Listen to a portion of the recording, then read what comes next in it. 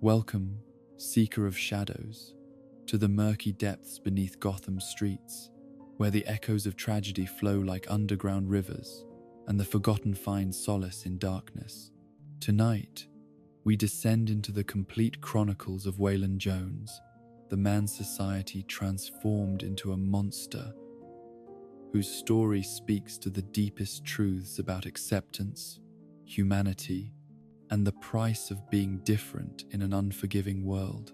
Let the gentle rhythm of your breathing carry you into peaceful slumber as we trace every thread of pain and hope that wove together to create one of Gotham's most misunderstood souls. Close your eyes, guardian of dreams, and let this tale of scales and sorrow unfold like ripples in still water. In the beginning, before the scales grew thick and the hatred hardened into armor around a broken heart, there existed a moment of profound innocence that would be forever lost to the cruelties of fate and the failings of human compassion. This was the birth of Waylon Jones, a child who entered the world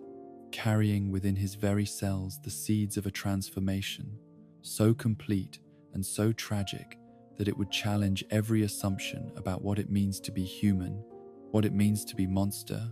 and where the line between the two truly lies. The delivery room in the charity hospital on the outskirts of Louisiana's Bayou country had seen its share of difficult births, but nothing quite like what occurred on that sweltering summer night when the air hung thick with humidity and the ancient cypress trees whispered secrets older than memory. The woman on the table, barely 19 and already worn down by poverty and circumstance, had labored for nearly 20 hours to bring her child into a world that had shown her little kindness and would show her son even less. Her name was Sarah Jones, though few would remember it in the years to come, and she possessed the kind of gentle spirit that should have been rewarded with happiness yet seemed destined instead for sorrow. She worked 2 jobs to support herself and the child she carried, cleaning houses during the day and waiting tables at a roadside diner through the long hours of the night, saving every penny she could manage in hopes of providing something better for the baby she already loved with fierce devotion. The father, a traveling salesman whose name she had trusted too easily and whose promises had evaporated like morning mist over the bayou, had disappeared the moment he learned of her pregnancy, leaving behind only a false address and the bitter knowledge that some forms of abandonment begin before birth itself. Yet Sarah had not despaired, believing with the optimism that only the young and hopeful can maintain that love would be enough to overcome any obstacle, that her child would find the acceptance and affection that had been denied to her own difficult childhood. The complications began early in the labor, with readings and vital signs that puzzled the overworked medical staff of the understaffed hospital. The child's position was unusual, his development patterns unlike anything in their limited experience. Yet the attending physician attributed these anomalies to the mother's poor nutrition and the stress of her circumstances, rather than any fundamental genetic abnormality that might herald something unprecedented in human development. As the hours stretched toward dawn and Sarah's strength began to fail, the medical team noticed changes in the child's appearance that would later be documented in case studies and research papers, though at the time they could only observe with growing confusion and mounting concern. The infant's skin showed unusual texture and coloration, with patches that seemed almost scaled in their configuration, while his bone structure suggested density and proportions that fell outside normal parameters for human development. The moment of birth itself was marked by profound silence, that terrible absence of the cry that should announce new life's arrival in the world, followed immediately by sounds that no delivery room should ever hear. The child's first breath came not as the expected wail of infant protest, but as something deeper and more primal, a sound that seemed to echo from evolutionary depths that civilized medicine preferred not to acknowledge. Sarah's first glimpse of her son lasted only seconds before the medical team intervened. Yet in that brief moment, she saw not the monster that others would perceive, but simply her baby. Different perhaps, but still the child she had carried and loved and dreamed about through 9 months of hope and preparation. Her hands reached toward him with the instinctive need to hold and comfort her newborn. Yet the effort proved too much for her already failing system, and the complications that had plagued the delivery suddenly accelerated beyond the medical team's ability to control. The hemorrhaging began as Sarah whispered her son's name, the only gift she would ever be able to give him, spoken with her dying breath in a voice filled with love and regret and desperate hope that someone, somewhere, would see past his differences to the precious life within. The name Waylon had been chosen from her own grandfather, a gentleman who had shown her kindness in a childhood otherwise marked by neglect and indifference, and she prayed that her son might somehow inherit that same capacity for goodness, despite the harsh circumstances of his arrival. The medical examiner's report would later document Sarah's death as resulting from complications during childbirth,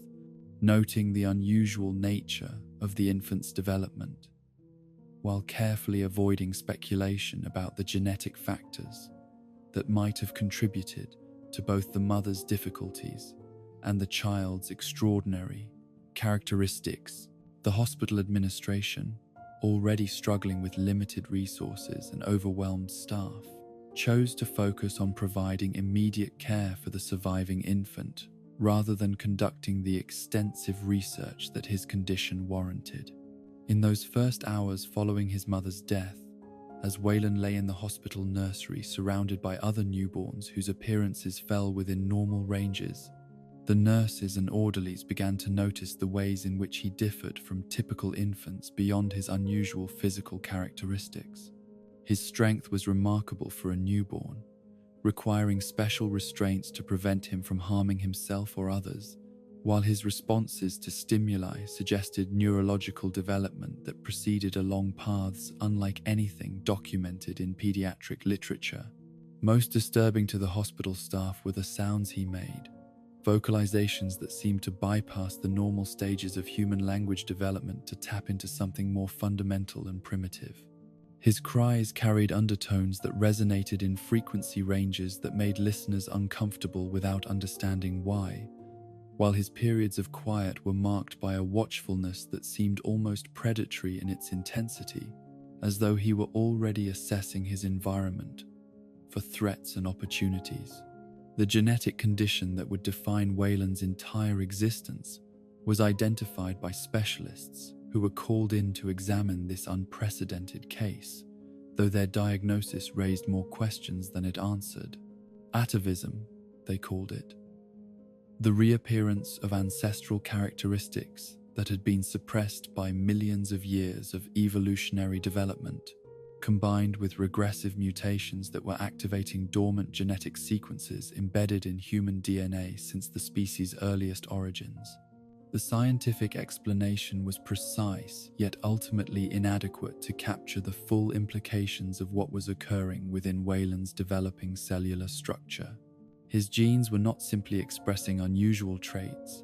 but were actively rewriting themselves according to patterns that seemed to follow evolutionary pathways backward through time,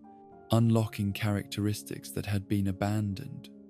when humanity's ancestors first left the primordial waters for terrestrial existence. The specialists spoke in careful, clinical terms about chromosomal abnormalities and genetic expression,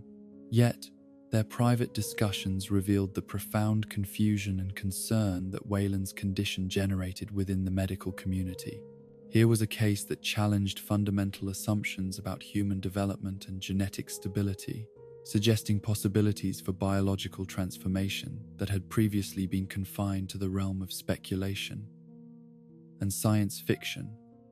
rather than medical reality. The hospital's attempts to contact the child's father proved futile, as expected. Yet the legal requirements for notifying next of kin eventually led them to Sarah's only surviving relative, a sister named Ruth, who lived in a trailer park on the outskirts of Baton Rouge, and whose relationship with Sarah had been strained by years of mutual disappointment and conflicting life choices. Ruth Jones was a woman whose own struggles with alcohol and abusive relationships had left her ill-equipped to care for a normal child, let alone one whose needs would prove as complex and demanding as Wayland's would become. The phone call that summoned Ruth to the hospital came at 3 a.m, delivered by a social worker whose professional training had not prepared her for explaining the circumstances of Sarah's death or the nature of the child who now needed immediate placement. Ruth's initial response was a mixture of grief for the sister she had never properly reconciled with, and terror at the prospect of accepting responsibility for a baby whose very existence seemed to challenge everything she thought she understood about family and obligation. Her first sight of Wayland in the hospital nursery confirmed her worst fears while simultaneously awakening something resembling maternal instinct that she had not known she possessed. The child was undeniably strange, his skin showing the textured patterns that would become more pronounced with time, his eyes holding an intelligence that seemed far too advanced for an infant's development. Yet he was also clearly helpless, a baby who needed care and protection, and Ruth found herself unable to walk away despite every rational voice in her mind urging her to leave him to the state's custody. The decision to take Wayland home was made not from any sense of love or familial duty, but from a complex mixture of guilt, obligation, and the desperate hope that caring for her sister's child might somehow redeem the failures and disappointments that had characterized her adult life. Ruth convinced herself that she could provide the stability and nurturing that Wayland would need to overcome his unusual characteristics, that her love might prove sufficient to help him develop into something approaching normalcy. The trailer that became Wayland's first home was a cramped and cluttered space that reflected Ruth's own chaotic lifestyle and inability to maintain order in her personal affairs. Empty bottles accumulated in corners despite her periodic attempts at sobriety, while the parade of men who moved through her life brought violence and unpredictability that created an atmosphere of constant tension and barely suppressed anger. The environment was unsuitable for any child. Yet, for one with Wayland's special needs, it represented a form of systematic abuse that would shape his understanding of human relationships for the remainder of his existence. Ruth's initial attempts at childcare were marked by good intentions, undermined by ignorance and fear, as she struggled to understand how to feed, clean, and comfort an infant whose responses fell so far outside normal parameters. Wayland's feeding requirements proved unusual from the beginning, with preferences for protein sources that seemed almost carnivorous in their intensity, while his sleep patterns followed cycles that bore little resemblance to typical infant schedules. Most challenging for Ruth was the daily routine of bathing and cleaning, as Wayland's skin condition produced scale-like formations that she believed could be scrubbed away with sufficient effort and determination. The painful process of attempting to remove these natural developments became a source of daily torture for the child, who learned to associate human touch with agony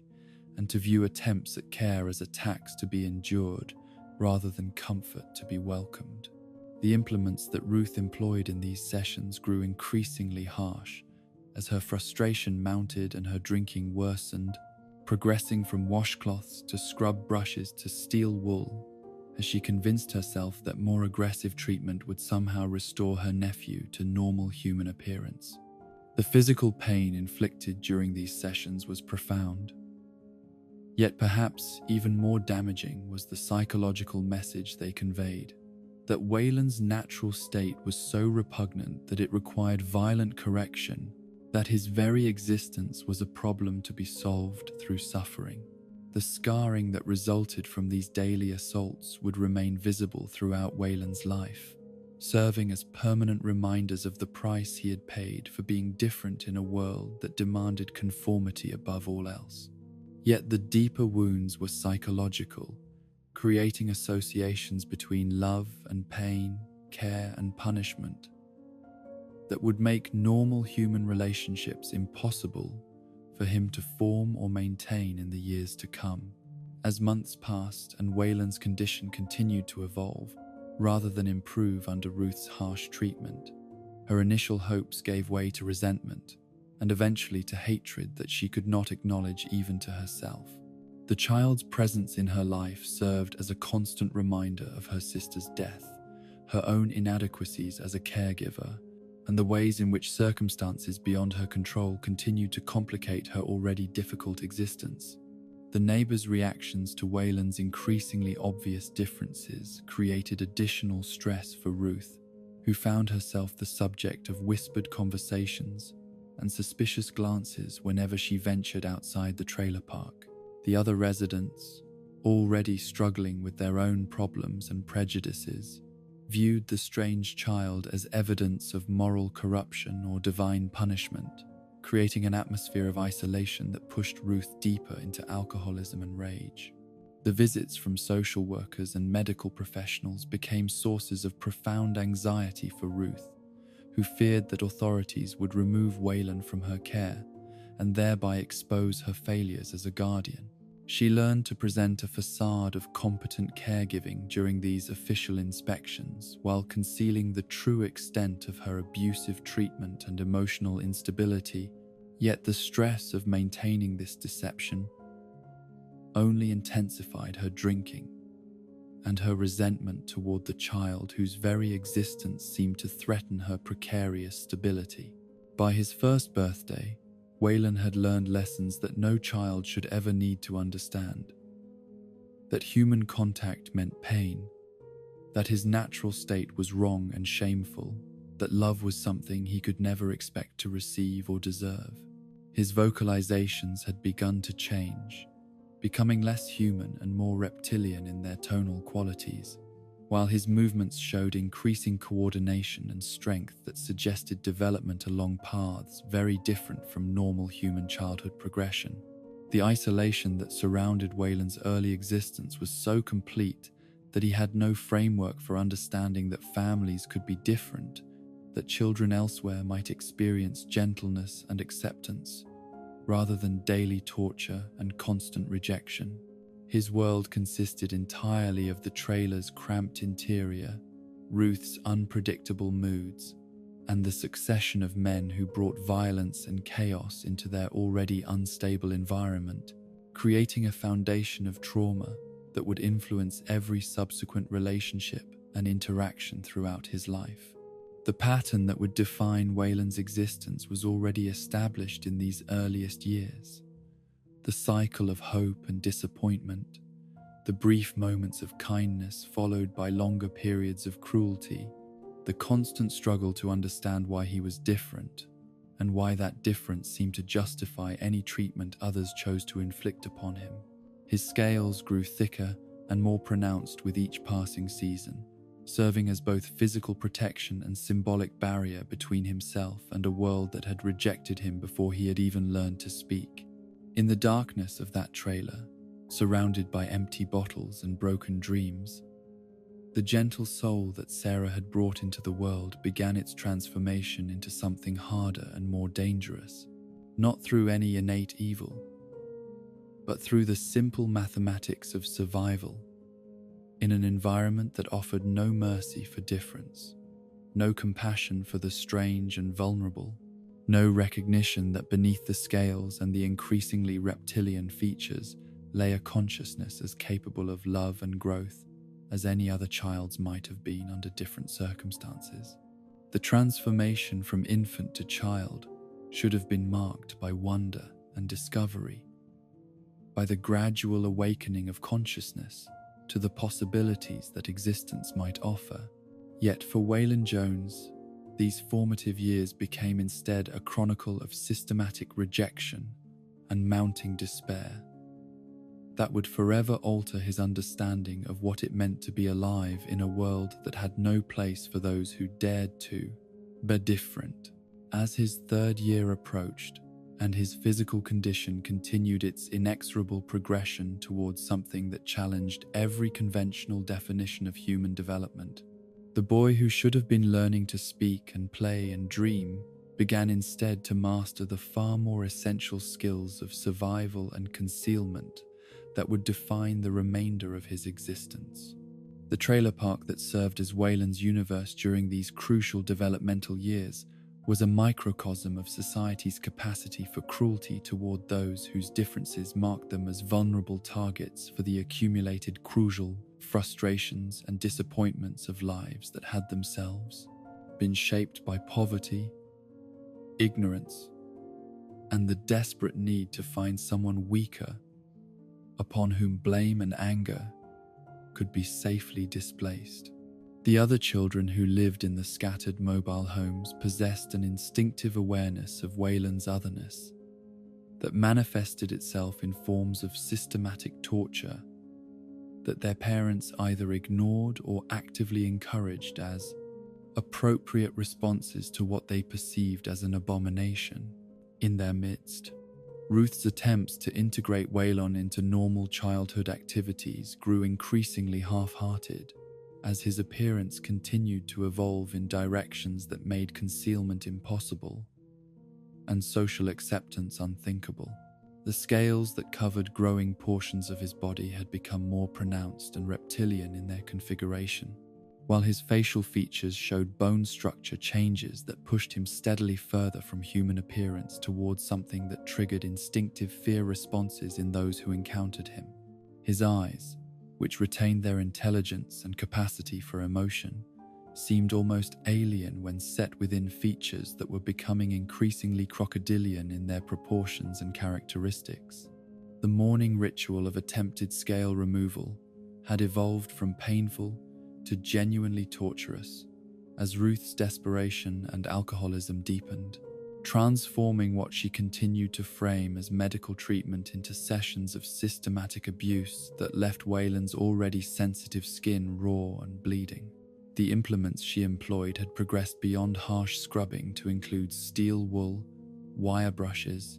and eventually crude attempts at chemical treatment using household cleaning products that burned his flesh while failing entirely to alter the fundamental nature of his genetic condition. Each session began with false promises that this time would be different,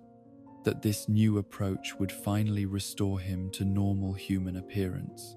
yet invariably ended with rage and recriminations as the reality of his permanent transformation became undeniable once again. The physical pain of these daily tortures was profound, yet perhaps even more damaging was the psychological framework they established for Wayland's understanding of human relationships and his own worth as a conscious being. He learned that love was expressed through violence, that care required suffering, that his natural state was so fundamentally wrong that any amount of agony was justified in attempting to correct it. The association between human touch and pain became so deeply embedded in his developing consciousness that even accidental contact would trigger defensive responses that others interpreted as aggression rather than the trauma reactions they actually represented. The neighborhood children's initial curiosity about the strange boy, who rarely left his aunt's trailer, gradually transformed into organized campaigns of harassment that revealed the sophisticated cruelty that human beings could devise when presented with a target who was both different and defenseless. They would gather outside the trailer to throw rocks at the windows while chanting improvised songs about monsters and freaks, their young voices carrying the unconscious hatred that their parents had transmitted through countless subtle messages about acceptable and unacceptable forms of human existence. The games they invented to torment Wayland showed remarkable creativity in their systematic degradation of his humanity, ranging from simple name-calling to elaborate scenarios in which they would pretend to be hunters tracking a dangerous beast through the trailer park's narrow pathways. These childhood exercises in cruelty served multiple purposes for the participants.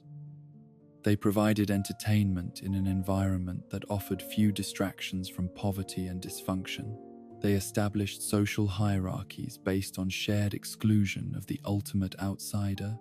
and they allowed children who were themselves victims of various forms of abuse to experience the intoxicating power that came from having someone even more vulnerable upon whom they could inflict their own accumulated pain. Wayland's responses to these attacks evolved over time, from attempts at communication and explanation to withdrawal and hiding, and eventually to the first manifestations of the defensive violence that would characterize his later interactions with a world that seemed determined to view him as a threat, regardless of his actual intentions or behaviors. His strength, already remarkable for a child of his age, was amplified by desperation and the survival instincts that his genetic condition had awakened, along with its more visible manifestations. The first time he struck back against his tormentors, the results were so dramatic and frightening that they established a new framework for how others would relate to him for the remainder of his life. The boy he had pushed in response to particularly vicious taunting flew several feet before striking a concrete block that supported one of the neighboring trailers, the impact producing injuries that required hospitalization and generated the first official documentation of Wayland's enhanced physical capabilities. The incident was interpreted not as self-defense by a desperate child, but as unprovoked assault by a dangerous creature who posed a threat to normal children's safety, creating a narrative that would follow him through every subsequent encounter with authority figures and community members. Ruth's reaction to this first recorded act of violence revealed the complete erosion of whatever maternal instincts she might once have possessed, as she responded, not with concern for Wayland's emotional state or attempts to understand what had driven him to lash out, but with rage at the complications his actions would create for her own already precarious existence.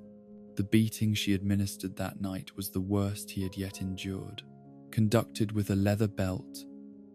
and accompanied by screams about monsters and curses that made clear her complete rejection of any possibility that he might be salvageable as a human being. The attempts at formal education that followed demonstrated the educational system's complete inability to accommodate a child whose needs fell so far outside normal parameters, while also revealing the sophisticated ways in which institutional discrimination could be disguised as concern for public safety and educational standards. The first school that agreed to accept Wayland did so reluctantly and only after extensive negotiations involving social services, legal requirements, and carefully worded disclaimers about their ability to provide appropriate services for his unique circumstances. His presence in the classroom created immediate disruption that had nothing to do with his behavior, and everything to do with the fear and fascination he generated in other students and faculty members who had never encountered anyone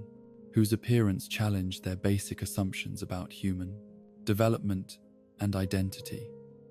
The teachers, despite their professional training and supposed commitment to educating all children, found themselves unable to maintain normal classroom dynamics when Wayland was present, as his very existence seemed to undermine their authority and create an atmosphere of barely controlled chaos. The other students' reactions ranged from terror to morbid curiosity, with none showing the simple acceptance that might have allowed him to participate in normal educational activities. Some children refused to remain in the same room with him, claiming nightmares and anxiety attacks that their parents attributed to exposure to his unnatural appearance, while others seemed fascinated by his differences in ways that reduced him to a curiosity rather than recognizing him as a fellow human being with thoughts, feelings, and educational needs of his own. The academic challenges that Wayland faced were compounded by the social isolation that made collaborative learning impossible, and the constant state of vigilance required to protect himself from both overt attacks and subtle forms of exclusion that were designed to make him understand that he was not welcome in civilized society. His intelligence, which testing revealed to be well above average despite his unusual development, was channeled increasingly towards survival strategies rather than the kind of abstract learning that formal education was designed to provide. The progression from one school to another,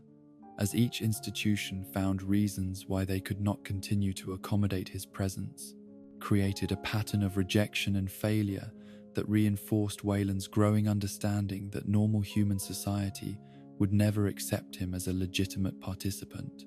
The reasons given for his exclusions were carefully crafted to avoid obvious discrimination while achieving the same practical result. His removal from environments where normal children might feel threatened or uncomfortable due to his appearance and the increasingly obvious signs of his enhanced physical capabilities. The administrators and teachers who made these decisions were not necessarily evil people, yet their choices were driven by the same fundamental prejudices and fears that had shaped every aspect of Wayland's existence since birth. They could not see past his reptilian characteristics to recognize the intelligent, sensitive child who desperately wanted to learn and belong, instead viewing him as a problem to be managed, rather than a student to be educated. Their well-meaning efforts to find appropriate placement for him invariably led to more restrictive and isolating environments that further reduced his contact with normal human society. The special programs designed for children with unusual needs proved equally inadequate for addressing Wayland's situation, as they were structured around disabilities and developmental delays, rather than the kind of genetic transformation that was occurring within his cellular structure. The other students in these programs suffered from conditions that impaired their cognitive function or physical mobility, creating environments where Wayland's obvious intelligence and remarkable strength made him as much of an outsider as he had been in mainstream classrooms. The psychological evaluations that accompanied each educational placement revealed the growing sophistication of his defensive mechanisms and the increasing difficulty he experienced in relating to other human beings through normal social channels. The reports documented his above-average intelligence while also noting behavioral patterns that suggested the development of what they termed antisocial tendencies, though they failed to recognize that these behaviors were adaptive responses to systematic rejection rather than inherent character flaws. His communication skills, which should have been developing rapidly during these formative years, instead showed regression toward more primitive forms of expression that reflected his growing identification with the reptilian characteristics that others found so disturbing. His vocabulary remained adequate for basic needs, yet his willingness to engage in conversation decreased dramatically as he learned that human interaction inevitably led to pain, rejection,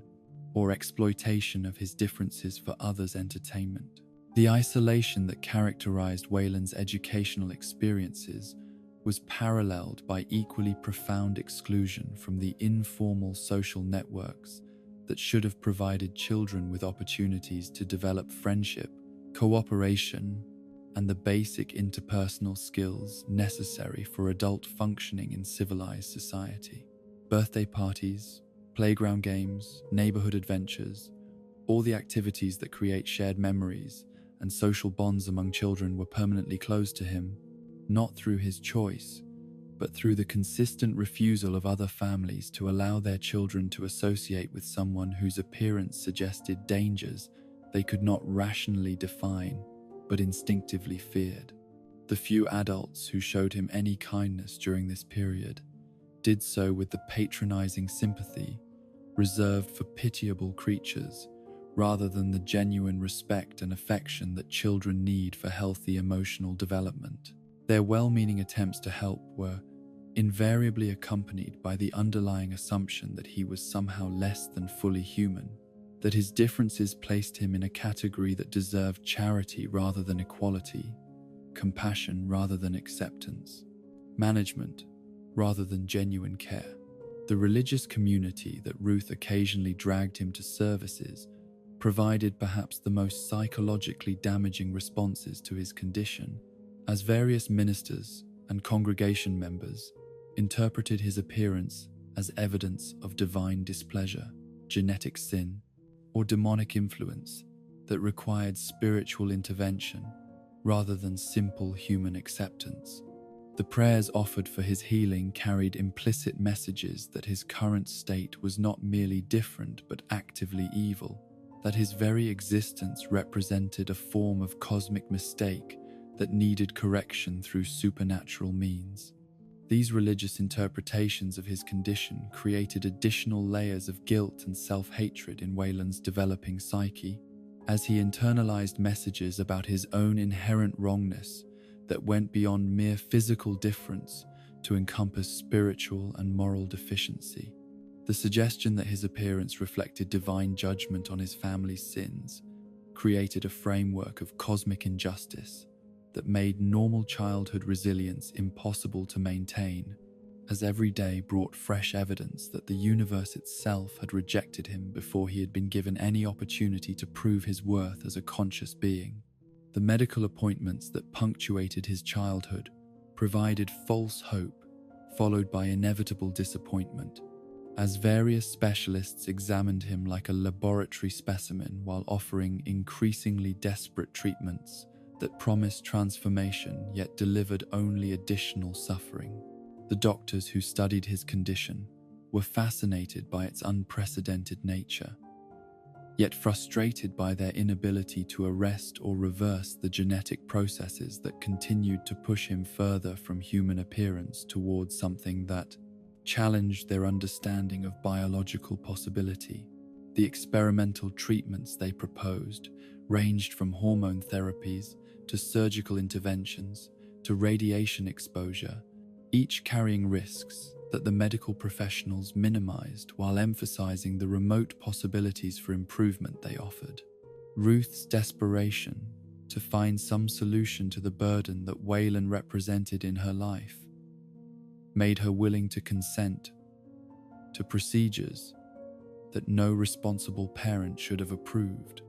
Yet the alternative of accepting his condition as permanent was psychologically impossible for her to contemplate. The failure of each successive treatment created cycles of raised hopes followed by crushing disappointment that taught Wayland not to trust promises of improvement or believe that his suffering might eventually end through human intervention. The medical procedures themselves were often painful and always dehumanizing, conducted by professionals who discussed his condition in clinical terms that reduced him to a collection of symptoms, rather than recognizing him as a person whose quality of life was being profoundly affected by their decisions. By his 8th birthday, Wayland had learned lessons that most adults never fully understand: that difference was dangerous, that hope was a luxury he could not afford, that human society was organized around the exclusion of those who challenged its comfortable assumptions about normalcy and acceptability. His scales had grown thicker and more extensive, covering most of his body in patterns that suggested crocodilian heritage, while retaining enough human characteristics to create the unsettling hybrid appearance that triggered such strong negative responses in those who encountered him. His strength had developed to levels that required constant conscious control to avoid accidental harm to others. Yet this very restraint was interpreted as evidence of barely contained violence, rather than recognition that he possessed the same capacity for choice and moral reasoning that characterized any other child his age. The reputation for dangerous unpredictability that followed him through every social situation was based not on his actual behavior, but on assumptions about what someone with his appearance and capabilities must be thinking and planning. The retreat into silence and isolation that marked the end of this developmental period represented not surrender, but adaptation, the recognition that survival required abandoning hope for acceptance and focusing instead on the more modest goal of avoiding the worst forms of persecution that his presence seemed to inspire in others. The gentle child who had once reached out for human connection had learned to withdraw his hands before they could be bitten, to lower his eyes before they could be met with hatred, to make himself as invisible as possible in a world that had made clear its desire for his complete disappearance. Yet even in this darkness, some spark of essential humanity remained alive within him, waiting for the miracle of genuine acceptance that would allow it to grow into something beautiful, despite all the forces that had conspired to crush it before it could bloom. The years of abuse and rejection had scarred him profoundly, yet they had not entirely destroyed the capacity for connection that remained buried beneath layers of defensive armor, ready to respond to kindness if it should ever be offered without conditions or expectations of transformation in return. In the midst of all this darkness and systematic rejection, when hope had become a luxury that Wayland could no longer afford, and human kindness seemed as mythical as the fairy tales that other children heard at bedtime, there appeared in his life a presence so unexpected and transformative that it would forever alter his understanding of what human connection might mean, even as its ultimate loss would teach him lessons about grief and betrayal that no child should ever be forced to learn. This was Emma, whose very name would echo through the remainder of his existence as both blessing and curse, a reminder of what might have been if the world possessed room for miracles, and the courage to embrace them when they appeared in forms that challenged conventional expectations. Emma Margaret Sullivan arrived in the trailer park on a Tuesday morning in late spring, when the Louisiana air hung heavy with humidity and the promise of summer storms that would bring temporary relief from the oppressive heat that made life in the cramped mobile homes almost unbearable. Her family had moved south from Chicago, refugees from industrial decline and personal circumstances that had made their previous existence unsustainable, carrying with them the kind of guarded optimism that characterized those who had not yet learned how thoroughly disappointment could reshape one's expectations of what life might offer. She was 9 years old to Wayland's 8, possessed of the kind of natural curiosity and fearlessness that often mark children who had been forced to adapt quickly to new environments and unfamiliar challenges. Yet there was something deeper in her character that set her apart from the other young residents of their shared community. Where others saw threats and strangers to be avoided or exploited, Emma saw mysteries to be solved and people to be understood, approaching the world with an open heart that had somehow survived the various traumas and disruptions that had brought her family to this place of last resort. Her first encounter with Wayland occurred by accident rather than design, when her exploration of her new neighborhood led her to discover the small clearing behind the trailer park where he had created a refuge from the constant harassment and surveillance that characterized his interactions with the broader community. This was his secret place, hidden among the tangled undergrowth and abandoned machinery that marked the boundary between civilization and the wild spaces that still existed at the edges of human settlement, where he could exist for brief periods without the need to monitor his appearance or behavior for signs that might trigger negative responses from those who encountered him. The shelter he had built from discarded materials and natural elements showed remarkable ingenuity for a child his age, incorporating principles of camouflage and defensive positioning that suggested both intelligence and the hard-won wisdom that came from years of systematic persecution. Here, among the shadows and silence, he could allow his guard to drop sufficiently to engage in the kind of imaginative play that should have been a natural part of any childhood, yet which circumstances had made impossible in any social context that included other human beings. Emma's discovery of this hidden sanctuary should have resulted in exposure and the inevitable loss of his only safe haven, yet instead she demonstrated the kind of respect for others' privacy and property that suggested upbringing by adults who had taught her to value human dignity, regardless of the circumstances in which it might be found. rather than immediately reporting her discovery to other children or adults who might exploit the information for cruel entertainment. She approached the situation with the diplomatic sensitivity of someone far older than her years, recognizing that she had stumbled upon something precious that deserved protection rather than violation. Their first conversation was conducted through the barriers that Waylon had learned to maintain between himself and all other human beings, a careful exchange of basic information that revealed nothing of his appearance, while establishing the fundamental parameters of what interaction might be possible between them. Emma's voice carried qualities that he had never before encountered in human speech. Genuine interest, without underlying mockery, patience, without condescending sympathy, acceptance without the demand for explanation or justification that had characterized every other attempt at social connection throughout his young life. The revelation of his physical condition, when it finally occurred after days of increasingly comfortable conversation, marked a moment of profound vulnerability that could have destroyed their developing friendship if Emma had responded with the fear, disgust, or fascination that had characterized every other human being's reaction to his appearance. Instead, she demonstrated the kind of matter-of-fact acceptance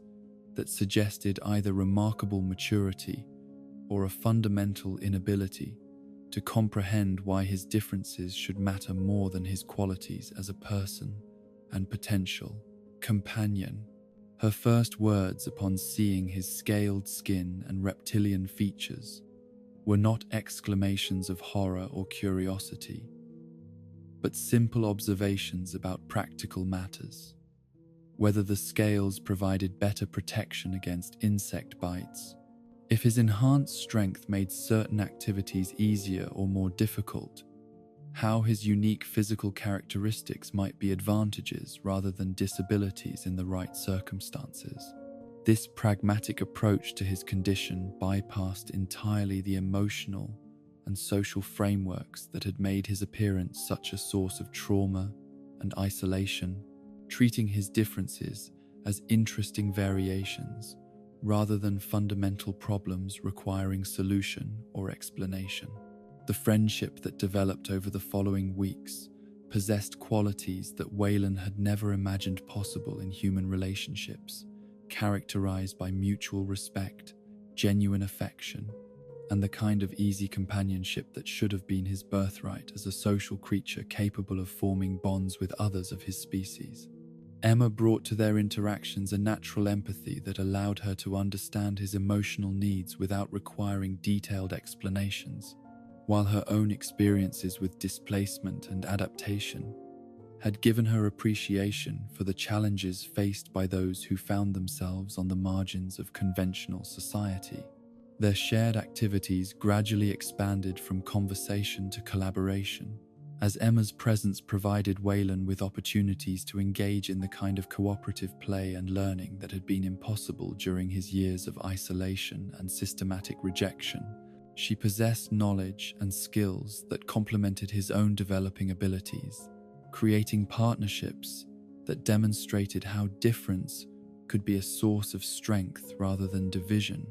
when it was approached with imagination and mutual respect rather than fear and prejudice.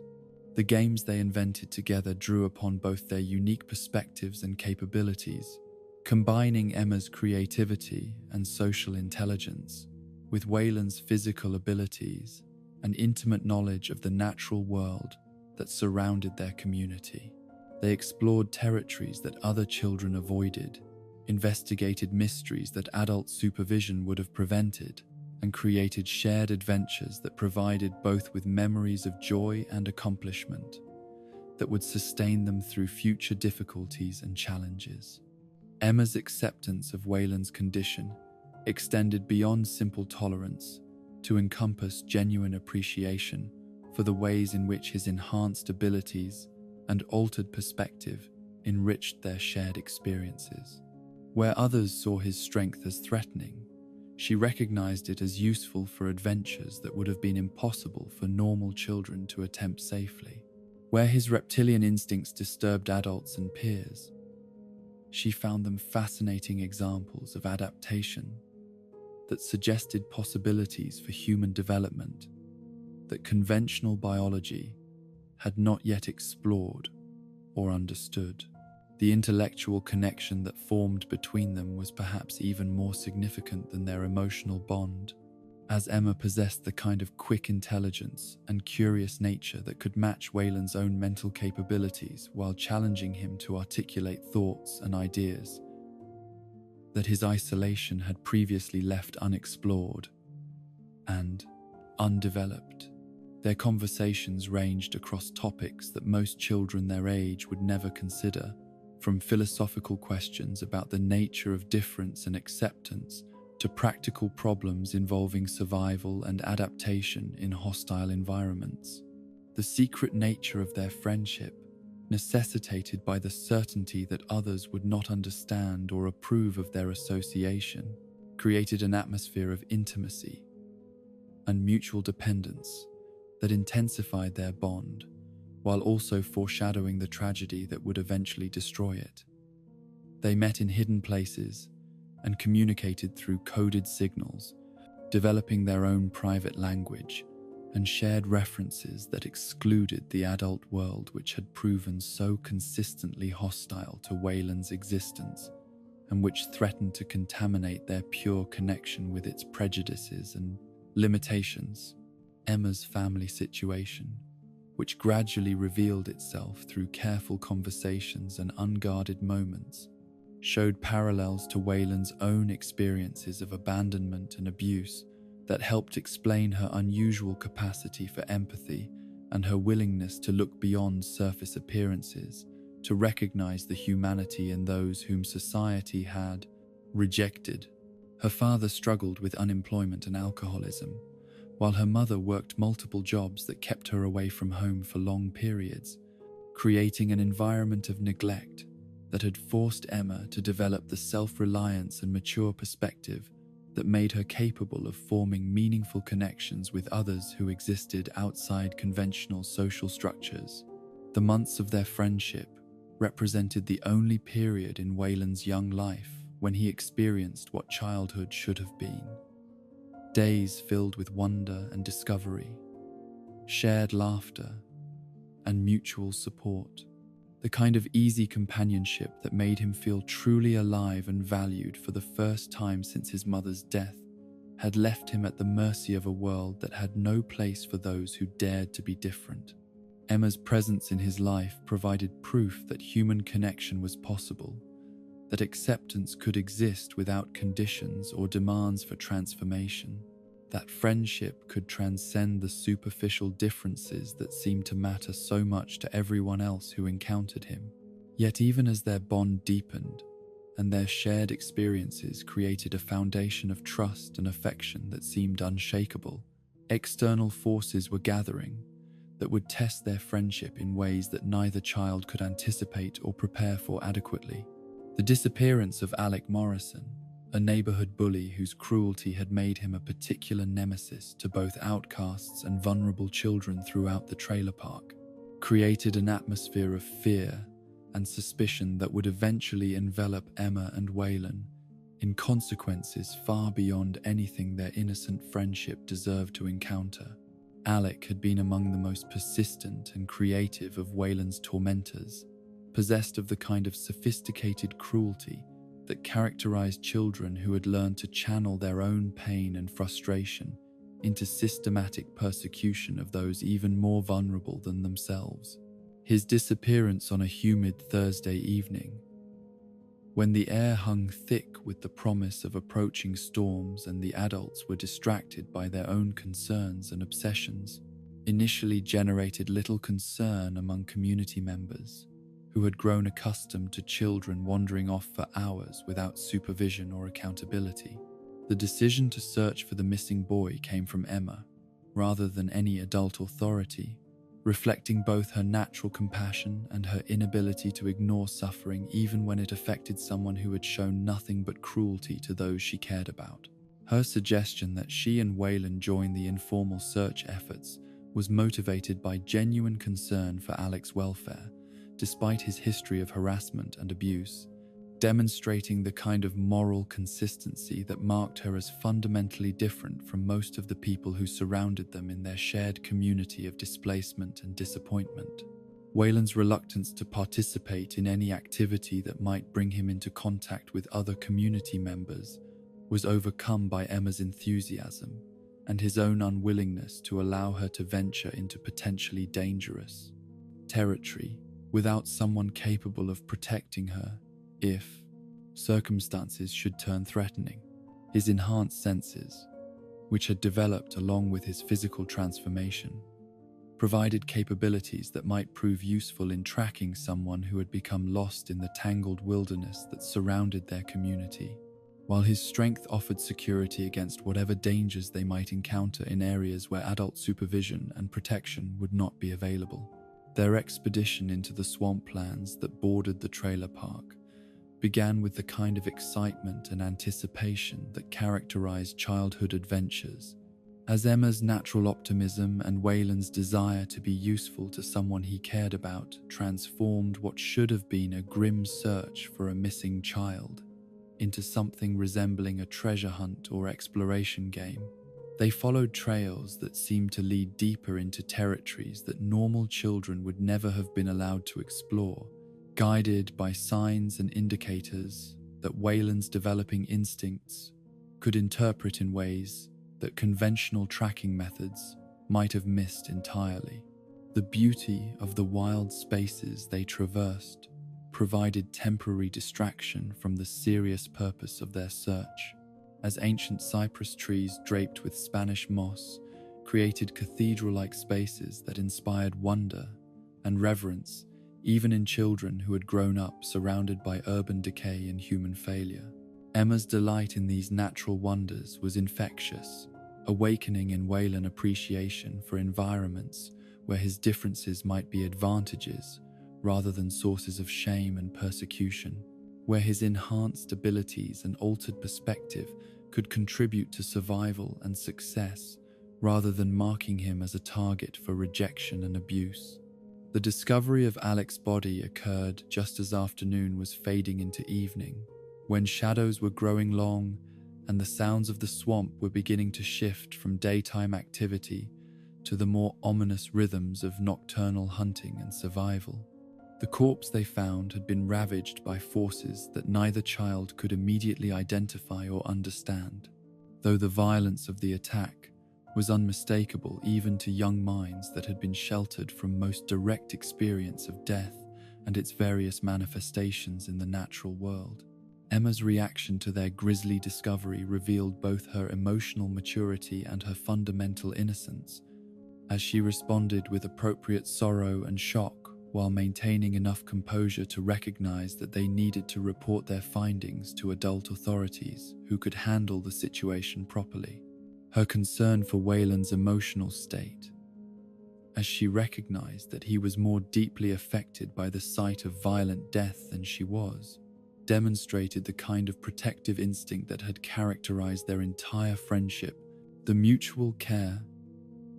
that had made their connection so precious and meaningful to both of them. The attack that followed came without warning from the massive crocodile that had been responsible for Alec's death,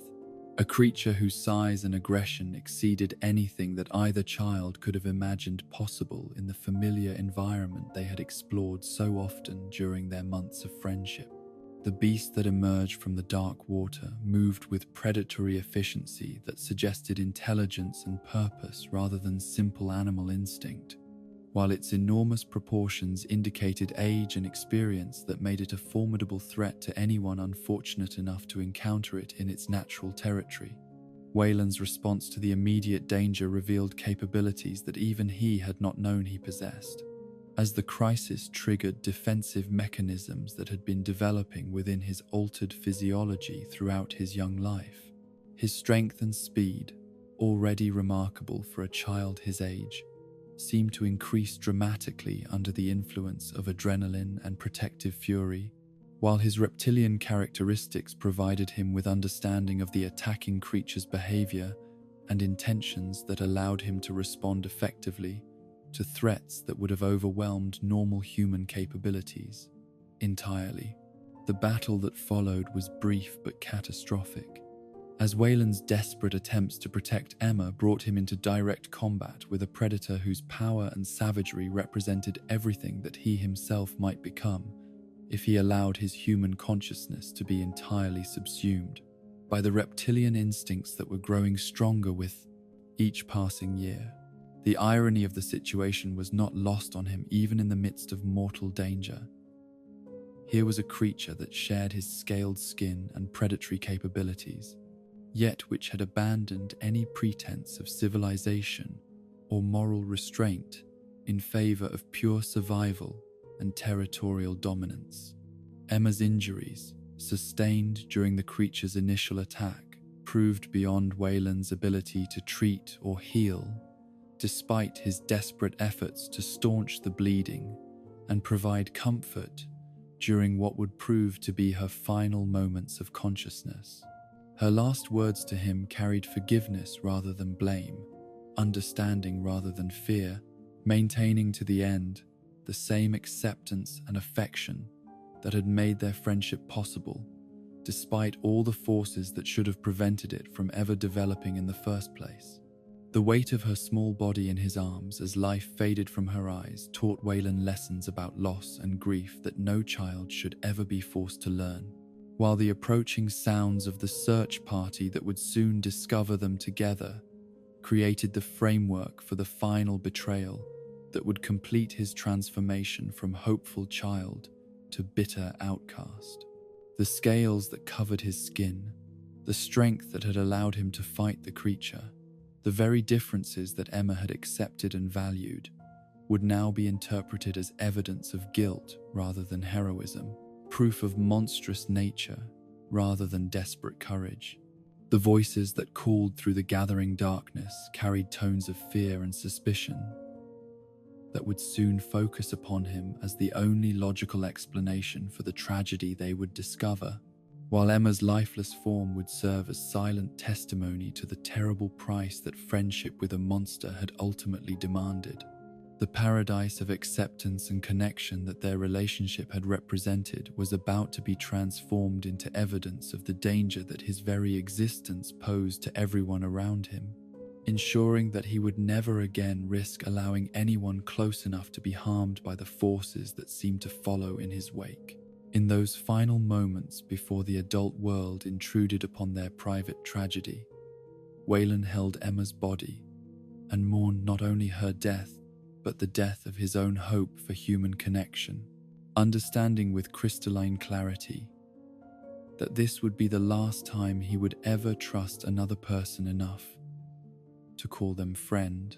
the last time he would believe that difference could be a source of strength rather than a sentence of eternal isolation. The monster that society insisted he was would finally be born from the ashes of the only relationship that had ever suggested he might be something more. The years that followed Emma's death were marked not by the gradual healing that time was supposed to bring, but by a systematic hardening of Wayland's heart against the very possibility of human connection, as the trauma of loss combined with society's immediate assumption of his guilt to create a perfect storm of isolation and resentment that would transform the grieving child into something far more dangerous than anything his genetic condition alone could have produced. The boy who had once reached out desperately for acceptance learned instead to withdraw his hands before they could be slapped away, to lower his eyes before they could meet hatred and suspicion, to make himself invisible in a world that had made clear its preference for his complete disappearance from civilized society. The investigation that followed the discovery of Emma's body revealed the complete absence of any real interest in determining the truth of what had occurred in the swamplands that terrible evening, as law enforcement officials and community leaders found it far more convenient to accept the obvious explanation rather than pursuing evidence that might complicate their understanding of events or challenge their pre-existing assumptions about the nature of the strange boy who had been found holding the victim's lifeless form. The massive crocodile that had been responsible for both deaths had vanished back into the dark waters from which it had emerged,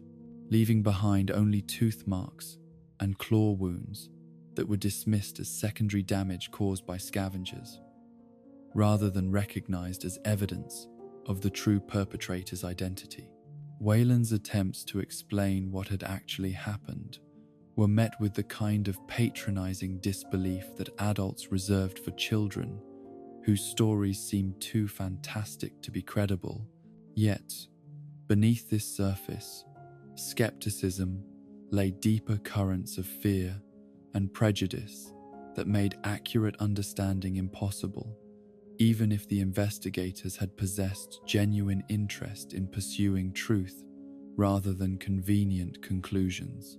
His appearance, his known strength, his very existence as something that challenged conventional definitions of humanity, all combined to create a presumption of guilt that no amount of evidence or testimony could hope to overcome. The funeral that laid Emma to rest became the final chapter in Wayland's relationship with the community that had never accepted him, as her family's grief transformed into rage that required a target more tangible than the random cruelty of natural predators or the simple unfairness of a universe that allowed innocent children to die violent deaths. The accusations that flew through the gathered mourners like poison carried on humid Louisiana air painted him as a monster who had betrayed the only person foolish enough to show him kindness, a creature whose very nature made friendship impossible and whose presence endangered everyone who came into contact with him. Ruth's response to the community's verdict on her nephew's supposed crime revealed the complete erosion of whatever protective instincts she might once have possessed,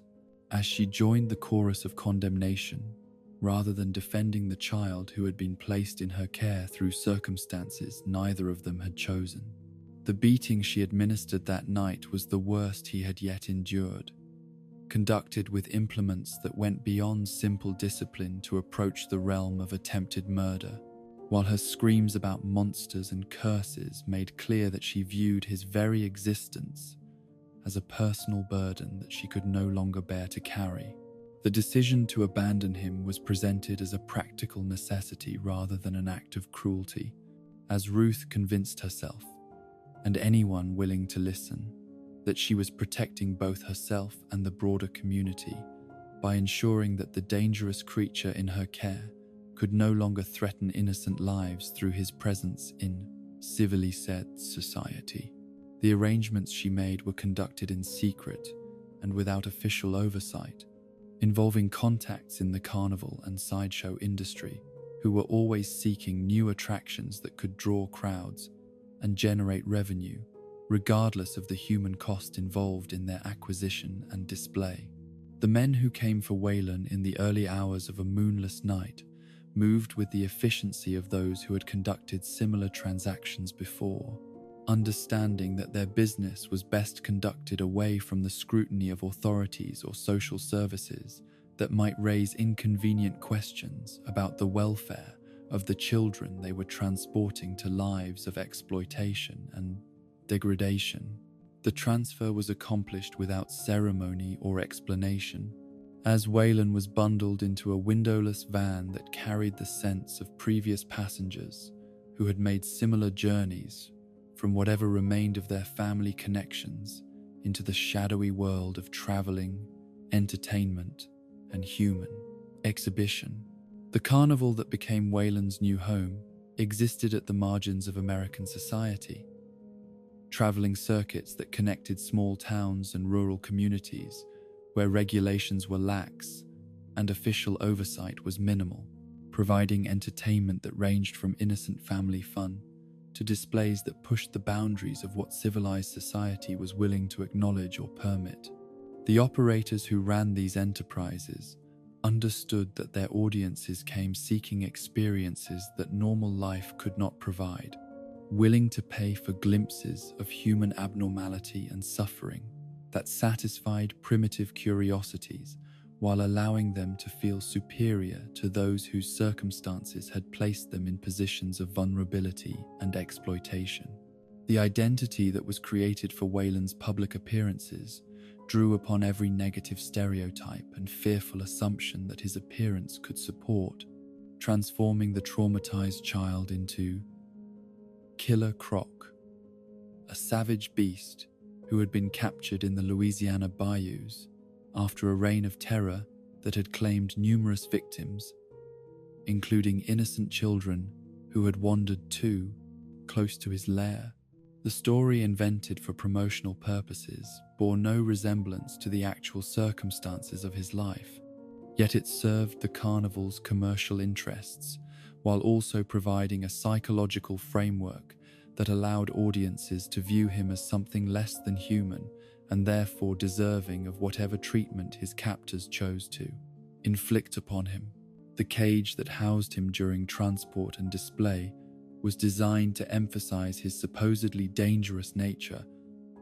while also ensuring that he could not escape or make contact with the paying customers who came to observe him like an exotic animal in a particularly cruel zoo.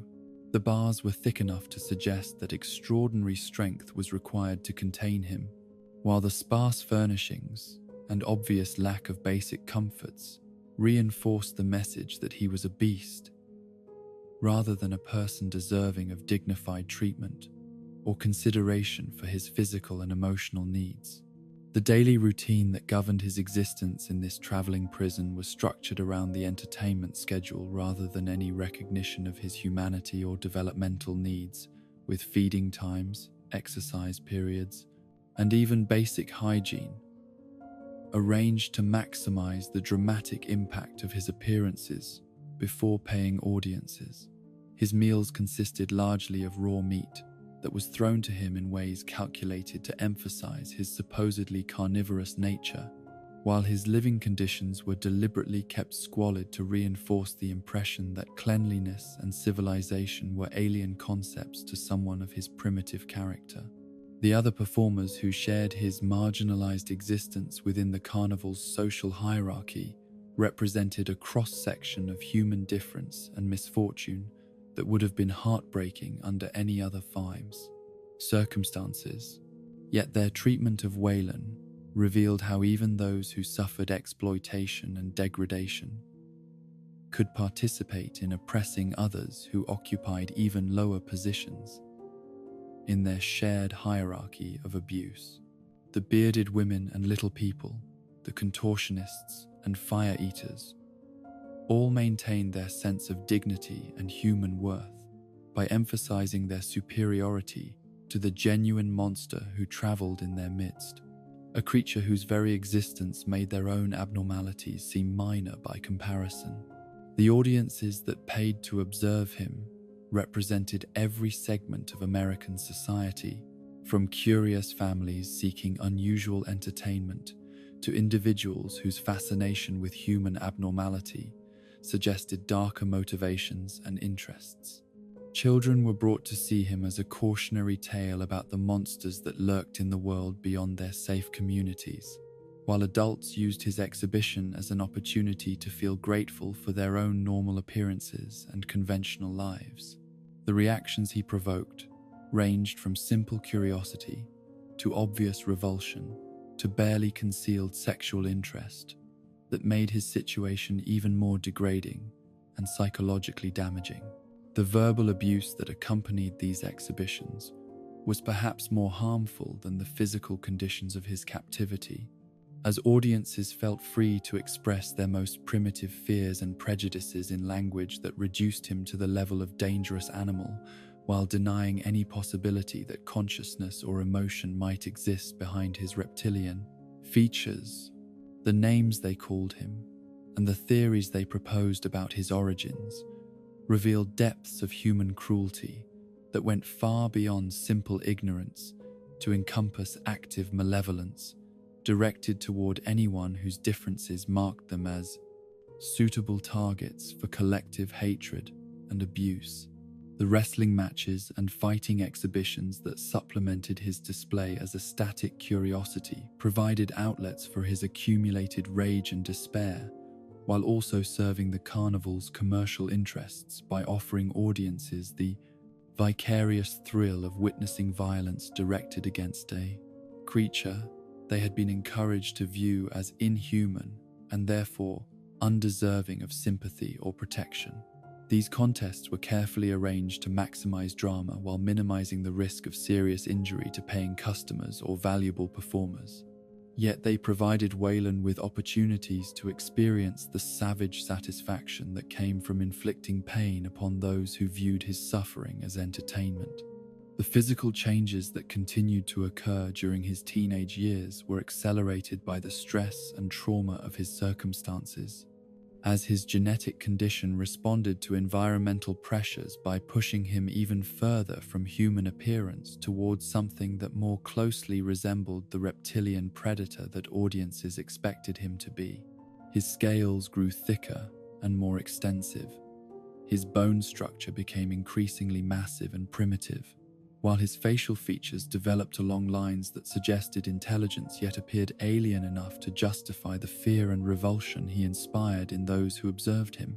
The psychological transformation that accompanied these physical changes was perhaps even more profound, as years of systematic dehumanization achieved their intended effect of eroding his sense of connection to the species that had rejected him so completely and consistently. The gentle nature that Emma had recognized and valued gradually gave way to something harder and more dangerous, as survival instincts developed that prioritized self-preservation over the moral considerations that had once guided his behavior and choices. The escape that finally freed him from carnival bondage was not planned or heroic, but rather the inevitable result of accumulated resentment and the physical capabilities that had grown beyond his captor's ability to contain. Safety. The confrontation that triggered his flight began as yet another wrestling exhibition designed to showcase his supposedly savage nature, yet ended with casualties that demonstrated just how thoroughly the frightened boy had been transformed into something that truly deserved the fear and hatred he had always inspired in others. The deaths that resulted from his violent departure were not premeditated murders, but rather the natural consequence of years of abuse and exploitation, finally triggering defensive responses that his enhanced physiology made far more deadly than conventional human violence could ever be. The carnival workers who had tormented him for years became victims of their own success in creating the monster they had always claimed him to be, while the authorities who responded to reports of his rampage found evidence that seemed to confirm every negative assumption that society had ever made about his inherent nature and dangerous potential. The manhunt that followed his escape provided him with his first taste of genuine freedom in years, yet also reinforced the lesson that he could never find acceptance or safety within the boundaries of civilized society, where his very existence was viewed as a threat requiring elimination, rather than a life deserving of protection or opportunity for redemption. The swamplands that offered him refuge were the same waters where Emma had died and his childhood had ended, creating a symbolic return to origins that completed his transformation from human being to the reptilian predator that genetics and circumstance had conspired to make him become. The criminal enterprises that provided him with purpose and income during his early adult years were motivated less by greed or ambition than by the simple necessity of survival in a world that offered no legitimate opportunities for the porku, someone whose appearance and reputation made normal employment impossible. The banks he robbed and the violence he employed were not expressions of inherent evil, but rather practical responses to circumstances that left him few alternatives for acquiring the resources necessary to maintain existence outside the structures of conventional society. The Louisiana bayous that became his permanent home offered environmental conditions that suited his transformed physiology, while also providing psychological comfort through their isolation from the human communities that had caused him so much suffering throughout his development. Here, among the cypress trees and dark waters, He could exist without the need to monitor his behavior for signs that might trigger negative responses from those who encountered him, free to embrace fully the reptilian nature that had been both curse and salvation throughout his troubled existence. The reputation that gradually developed around his presence in these wild spaces served multiple purposes, protecting him from unwanted intrusion while also satisfying some deep need for the fear and respect that had been denied to him during his years of victimization and exploitation. The stories told about the monster in the swamp grew with each retelling, transforming him from a tragic victim of genetic anomaly and social cruelty into a figure of genuine menace,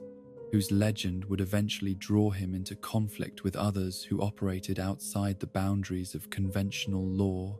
morality. The cannibalistic tendencies that manifested during this period represented the final abandonment of his connection to humanity, as dietary choices that had begun as practical necessity evolved into psychological statements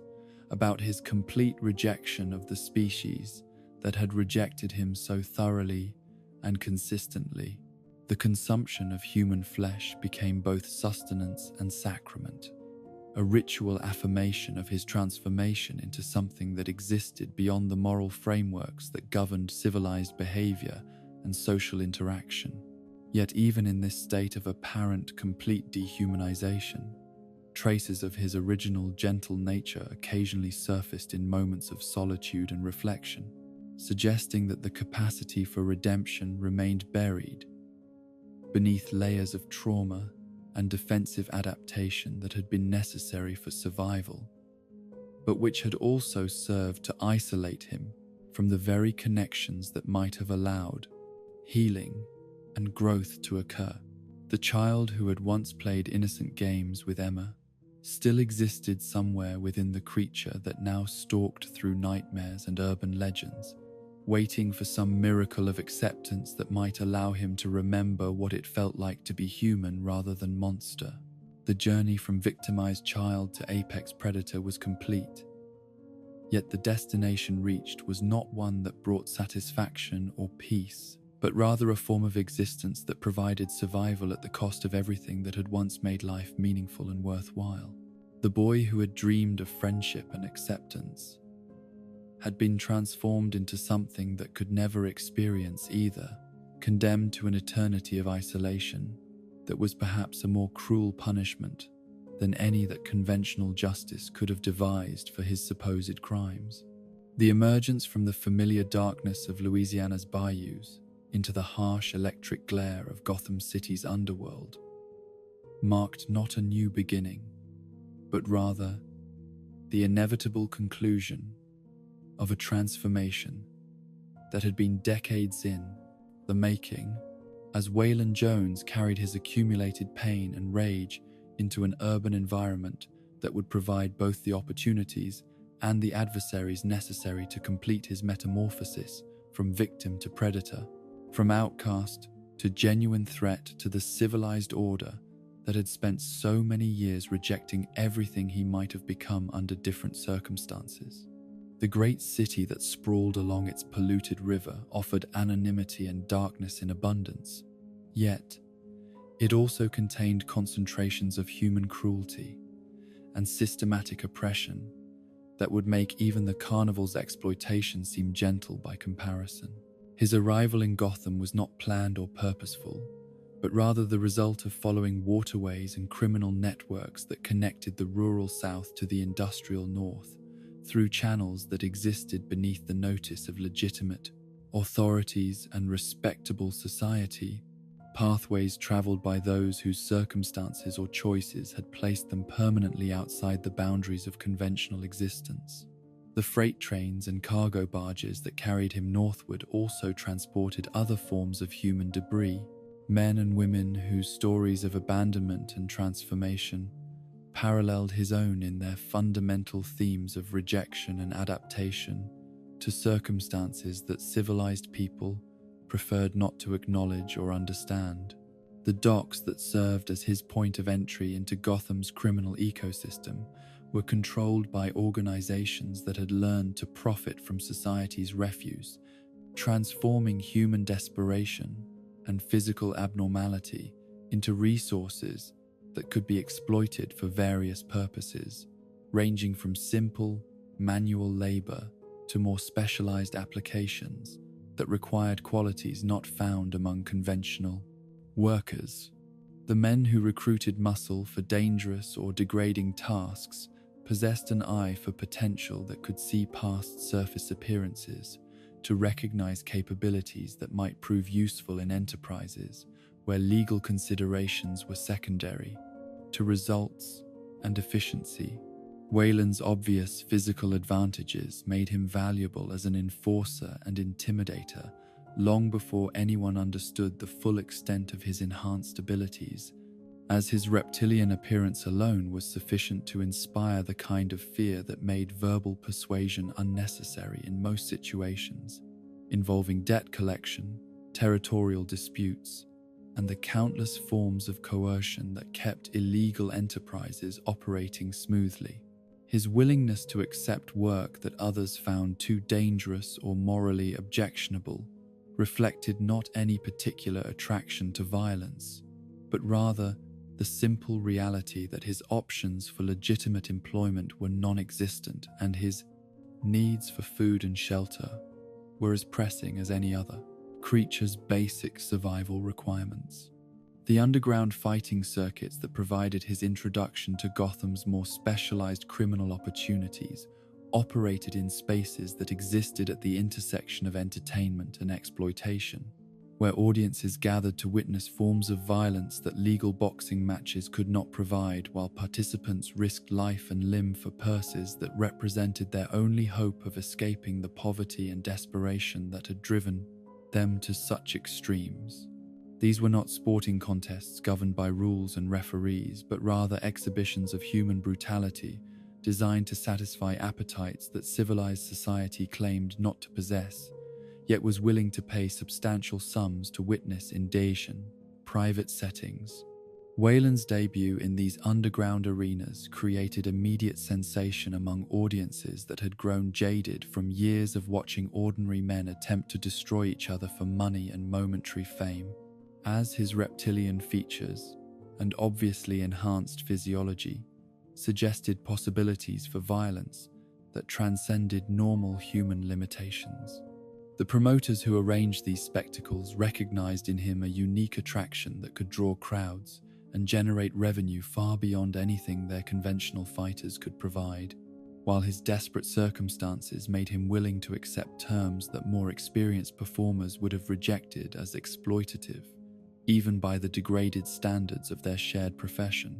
The opponents who faced him in these early contests represented the full spectrum of human desperation and physical enhancement, from simple thugs seeking easy money to genetically modified mercenaries whose own alterations had placed them outside legitimate society's boundaries.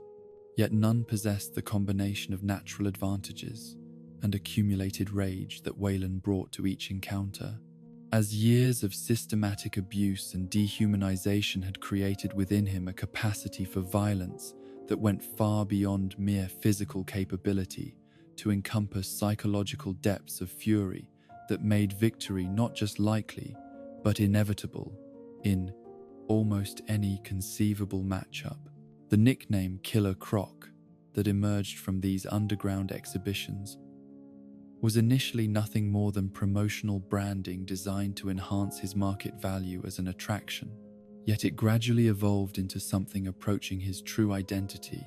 as the gentle remnants of Wayland Jones were increasingly buried beneath layers of performance and protective psychological armor. The audience's expectations of what a creature with his appearance should be like created pressures that pushed him toward embodying their fears and fantasies, rather than maintaining any connection to the thoughtful, caring person he had once been before society's cruelty had taught him that survival required embracing the monster role that others had scripted for his life.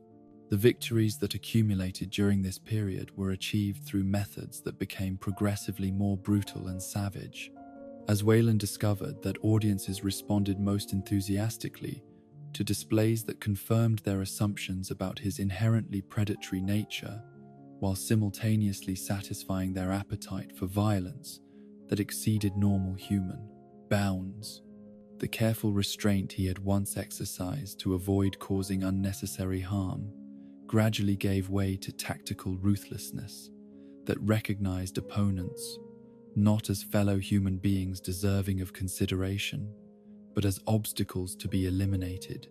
through whatever means proved most efficient and dramatically satisfying. The criminal organizations that began recruiting him for more specialized work recognized that his value extended far beyond simple intimidation to encompass capabilities that could be applied to problems requiring solutions that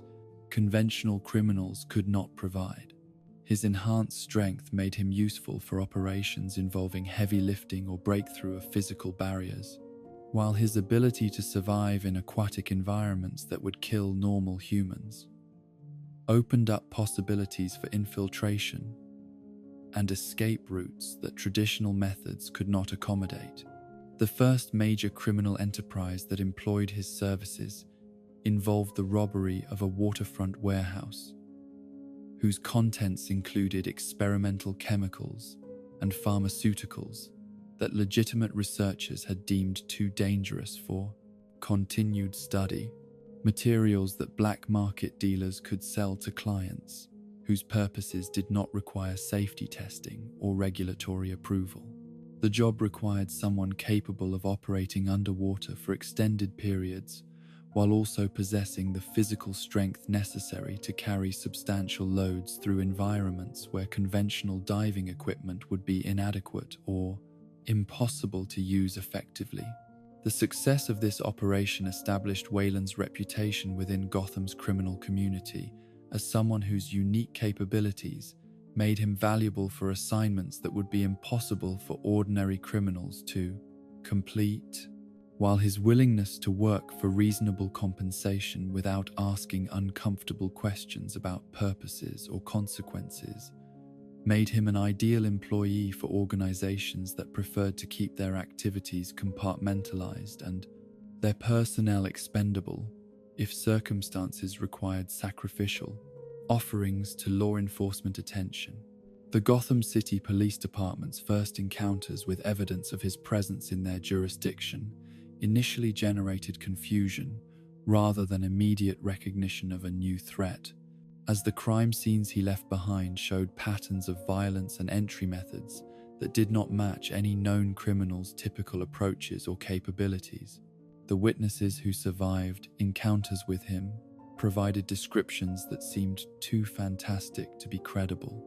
speaking of a reptilian humanoid whose strength and savagery exceeded anything in their experience or imagination, leading investigators to dismiss many reports as hysteria or deliberate misdirection designed to complicate their investigative efforts.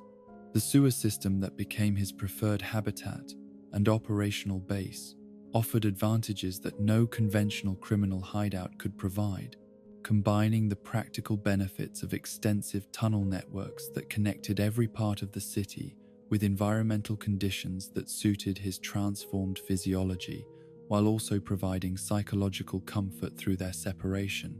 from the surface world that had caused him so much suffering throughout his development. Here, beneath the streets where normal citizens conducted their daily lives, he could create a domain that operated according to his own rules rather than society's expectations and limitations. The modifications he made to these underground spaces reflected both practical necessities and deeper psychological needs, as abandoned subway tunnels and forgotten maintenance areas were transformed into something approaching a fortress that could provide security against intrusion, while also serving as a base of operations for increasingly ambitious criminal activities. The comfortable familiarity of aquatic environments, combined with the defensive advantages of controlled access points, to create sanctuary that felt more like home than any place he had inhabited since childhood's brief period of happiness with Emma in their secret refuges.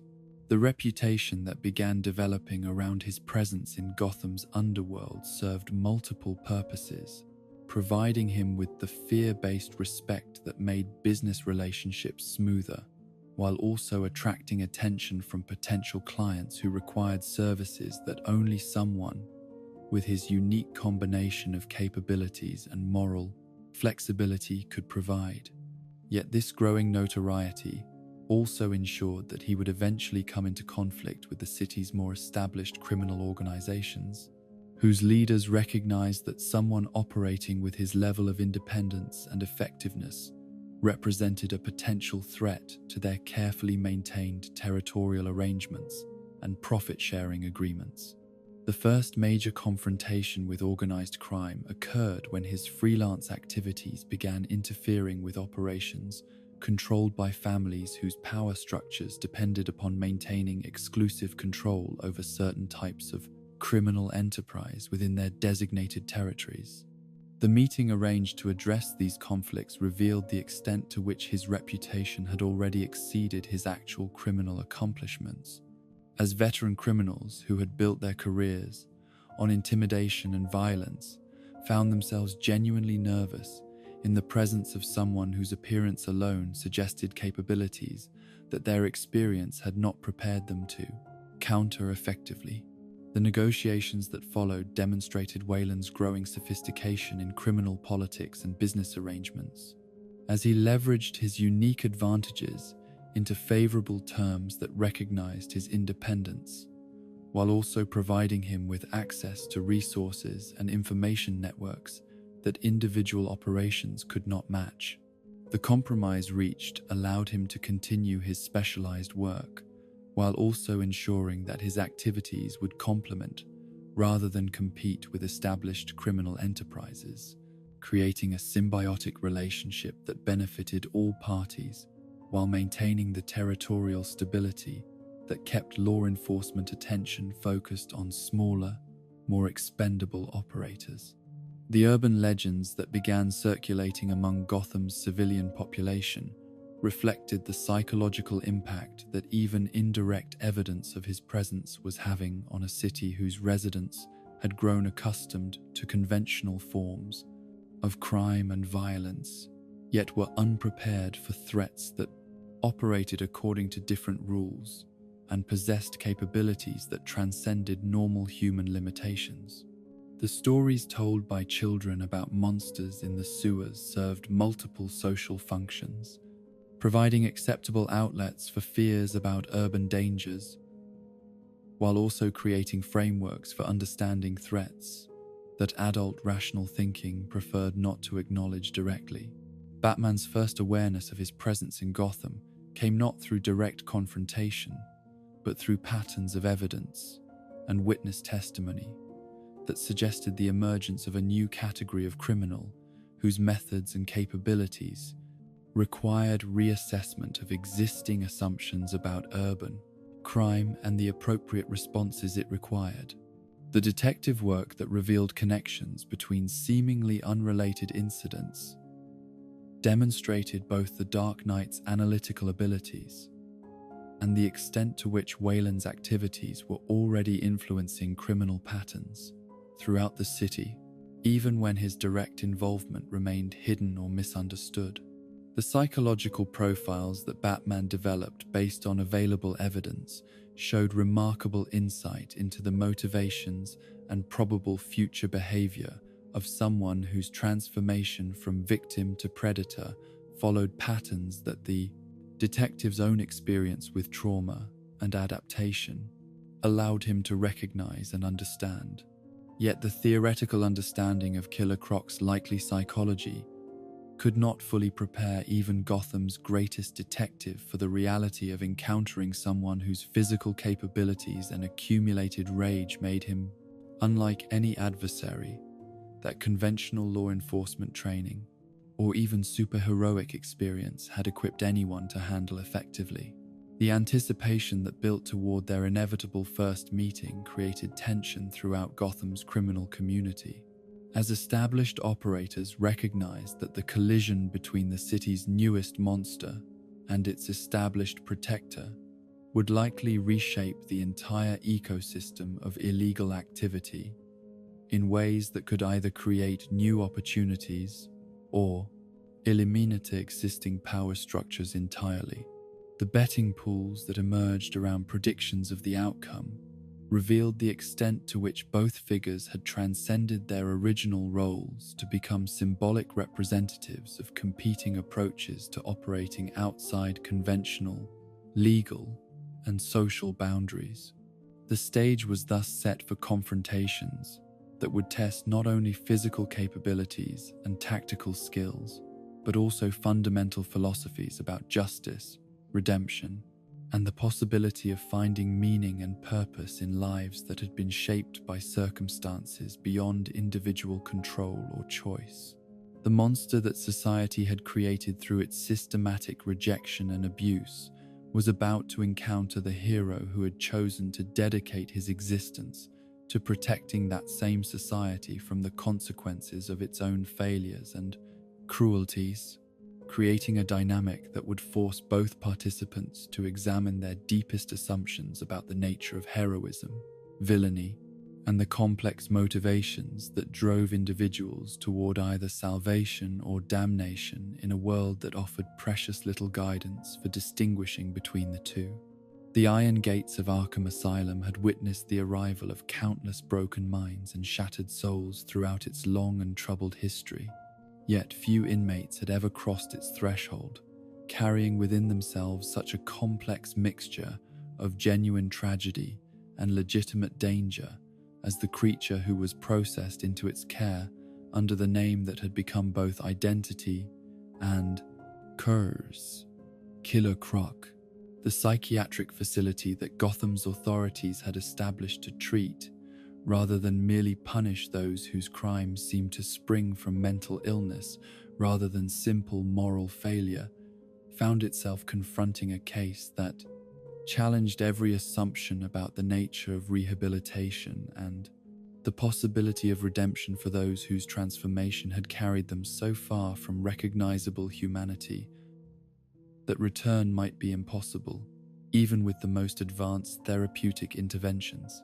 The intake procedures that documented Wayland's arrival at Arkham were conducted by staff members whose professional training had prepared them to handle dangerous patients with various forms of psychosis and personality disorders, yet nothing in their educational background or clinical experience had equipped them to evaluate someone whose condition existed at the intersection of genetic anomaly, environmental trauma, and psychological adaptation to circumstances that exceeded normal human endurance. The forms they filled out with such careful attention to bureaucratic detail could not capture the full complexity of a case that defied easy categorization within existing diagnostic frameworks, while simultaneously demanding immediate attention to security concerns that went far beyond anything their facility had been designed to address. His physical examination revealed the full extent of the transformation that had occurred during his journey from abandoned child to apex predator, as medical professionals documented scale patterns and bone density measurements that suggested evolutionary changes normally requiring millions of years had somehow been compressed into a single lifetime of systematic rejection and adaptive response. The strength tests, conducted under carefully controlled conditions, produced results that required recalibration of equipment designed for normal human subjects, while his cardiovascular and neurological functions showed patterns that indicated successful integration of reptilian characteristics with mammalian physiology in ways that theoretical biology had deemed impossible. The psychological evaluation that accompanied his medical assessment proved even more challenging for the clinical staff, as traditional interview techniques and standardized testing protocols were largely useless when applied to someone whose worldview had been shaped by experiences that fell so far outside normal human development that meaningful comparison became impossible. The psychiatrists who attempted to establish rapport and gather diagnostic information, found themselves confronting not defiance or deliberate obstruction, but rather a fundamental communication barrier created by decades of dehumanization that had taught him to view all expressions of professional interest as either manipulation or preparation for further exploitation. Dr. Sarah Chen, the senior psychiatrist assigned to his case during the first of what would prove to be many admissions to Arkham's care, approached the challenge with the kind of methodical patience and genuine empathy that had made her effective in treating patients whom other professionals had dismissed as hopeless or undeserving of therapeutic attention. Her initial sessions with Wayland were conducted through reinforced barriers that prison officials had deemed necessary for staff safety, yet she consistently treated him with the dignity and respect that his previous encounters with medical authority had taught him not to expect from those who claimed therapeutic intentions. The breakthrough that allowed meaningful communication to develop between them occurred not through any particular technique or theoretical approach, but rather through Dr. Chen's willingness to acknowledge the reality of his suffering without demanding immediate explanation or justification for the defensive behaviors that had developed as necessary survival mechanisms. Her recognition that his apparent hostility was actually protective adaptation rather than inherent aggression created space for the expression of emotions and experiences that he had learned to suppress or distort in order to avoid, providing ammunition for those who sought evidence of his inherent monstrosity. The treatment plan that emerged from these early sessions reflected Dr. Chen's understanding that conventional approaches to violent behavior would be inadequate for addressing trauma that had been compounded by genetic factors and social rejection, operating across developmental periods when identity formation was most crucial and vulnerable to disruption. The goals established for his rehabilitation were necessarily modest and long-term, focusing on helping him develop communication skills and emotional regulation techniques rather than attempting rapid personality change that his history suggested would be both unrealistic and potentially counterproductive. The group therapy sessions that formed a central component of Arkham's treatment philosophy presented unique challenges when Wayland's presence was added to existing patient populations, as his appearance and reputation created immediate disruption of carefully established therapeutic dynamics, while also triggering various forms of psychological response, ranging from terror to fascination, among individuals whose own mental health struggles had made them particularly sensitive to perceived threats or unusual stimuli. The other patients' reactions revealed the extent to which even those who had experienced severe mental illness retained capacity for the same prejudices and fears that had characterized every other social group's response to his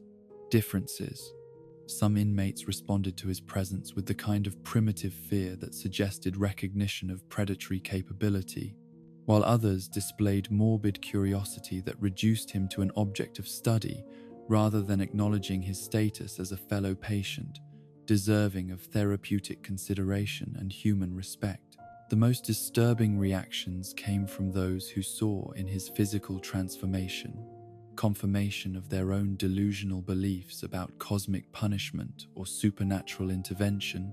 leading to episodes of religious mania or paranoid ideation that complicated treatment for multiple patients simultaneously. The therapeutic progress that occurred during his first extended stay at Arkham was measured not in dramatic revelations or sudden personality changes, but in small increments of trust and communication that allowed glimpses of the original, gentle nature that survived beneath layers of defensive adaptation and accumulated rage. Dr. Chen's notes documented moments when Wayland's responses to questions or situations revealed thought processes and emotional reactions that were recognizably human, despite their expression through speech patterns and behavioral manifestations that had been altered by his unique developmental circumstances. The regression that inevitably followed periods of apparent improvement reflected both the depth of his psychological wounds and the inadequacy of existing therapeutic approaches when applied to trauma that had been reinforced by genetic factors and social rejection, operating continuously across crucial developmental periods. The episodes of violent behavior that punctuated his treatment were not random outbursts, but rather predictable responses to triggers that reminded him of past exploitation or suggested potential future betrayal by those who claimed therapeutic intentions, while maintaining the power dynamics that had characterized every previous relationship in his adult life. The escape attempts that became a regular feature of his stays at Arkham were motivated less by desire for freedom than by claustrophobic panic responses to institutional confinement that reminded him of carnival cages and underground fighting venues where his autonomy had been systematically eliminated in service of others' commercial or entertainment interests. The facility's security measures, however well-intentioned from a public safety perspective, inevitably recreated psychological conditions that triggered defensive behaviors learned during years when survival had depended upon constant vigilance against those who possessed authority over his circumstances. Dr. Marcus Webb, who assumed responsibility for Wayland's case following Dr. Chen's transfer to another facility, brought a different therapeutic approach that emphasized behavioral modification and pharmaceutical intervention rather than the relationship-based psychotherapy that his predecessor had found most effective in establishing communication and trust. The change in treatment philosophy reflected broader shifts within Arkham's administration toward more medicalized approaches that promised quicker results while requiring less intensive staff time and emotional investment from clinical personnel. The medications that Dr. Webb prescribed were designed to suppress aggressive impulses and reduce emotional volatility, yet their effects on Wayland's unique physiology produced side effects that were both unpredictable and often more dangerous than the behaviors they were intended to control. The chemical alterations of his brain function interacted with his enhanced metabolism and altered neurology in ways that sometimes triggered episodes of complete dissociation or primitive rage responses that were far more violent than anything his untreated condition had produced. The experimental procedures that various research-oriented psychiatrists proposed during his multiple admissions reflected the scientific community's fascination with his unprecedented case, while often losing sight of ethical considerations that should have protected any patient from exploitation disguised as therapeutic intervention. The proposals ranged from relatively benign studies of his enhanced physical capabilities to invasive neurological procedures designed to identify and possibly alter the brain structures that governed his more violent impulses and predatory behaviors. The institutional review boards that evaluated these research proposals faced unprecedented ethical dilemmas in attempting to balance potential scientific knowledge against patient welfare considerations, as Wayland's status as both dangerous criminal and medical anomaly created ambiguity about which ethical frameworks should govern decisions about his treatment and the extent to which his consent could be considered informed given his psychological condition and the coercive nature of his institutionnel confinement. The fellow inmates who shared Arkham's facilities during Wayland's various stays represented a cross-section of Gotham's most dangerous and disturbed individuals. Yet even within this population of violent criminals and severely mentally ill patients, his presence created disruption that suggested recognition of something fundamentally different and potentially threatening about his condition and capabilities. The social hierarchies that developed among patients reflected the same dynamics that had characterized his experiences in every other institutional setting, with most inmates maintaining careful distance, while others sought to exploit his reputation or appearance for their own psychological or practical purposes. The Joker's fascination with Wayland's case represented perhaps the most disturbing form of attention he received from fellow patients, as the Clown Prince of Crime's twisted psychological insights allowed him to recognize and articulate aspects of the transformation process that more conventional minds preferred to ignore or rationalize away. Their interactions, carefully monitored by staff members who understood the danger that both inmates represented individually and in combination, revealed the Joker's ability to manipulate even someone whose intelligence and defensive instincts had been sharpened by decades of exploitation and abuse. The periods of apparent stability and improvement that occurred between major episodes were characterized not by genuine healing, but by increasingly sophisticated forms of psychological camouflage that allowed Wayland to present the exact appearance of therapeutic progress while maintaining the emotional and behavioral patterns that had become necessary for survival in hostile environments. His ability to mimic appropriate responses and demonstrate superficial compliance with treatment protocols reflected intelligence that psychiatric staff sometimes mistook for actual personality change, rather than recognizing it as evidence of his growing skill at managing institutional expectations. The discharge planning that accompanied each apparent period of improvement inevitably founded on the practical reality that no community-based treatment programs existed that could safely manage someone with his unique combination of therapeutic needs and public safety risks. While his criminal record and fearsome reputation made placement in halfway houses or supervised living arrangements impossible, even when his behavior suggested readiness for reduced institutional control, the pattern that emerged across multiple admissions, treatments, and discharge attempts revealed the fundamental inadequacy of existing mental health systems when confronted with cases that existed at the intersection of genetic anomaly, environmental trauma, and social rejection operating at levels that exceeded normal human endurance. Each cycle of hope and disappointment served to reinforce Wayland's understanding that even those who claimed therapeutic intentions were ultimately motivated by the same desire to control or eliminate him that had characterized every other relationship throughout his adult existence. The staff members who worked most closely with him during these repeated institutional stays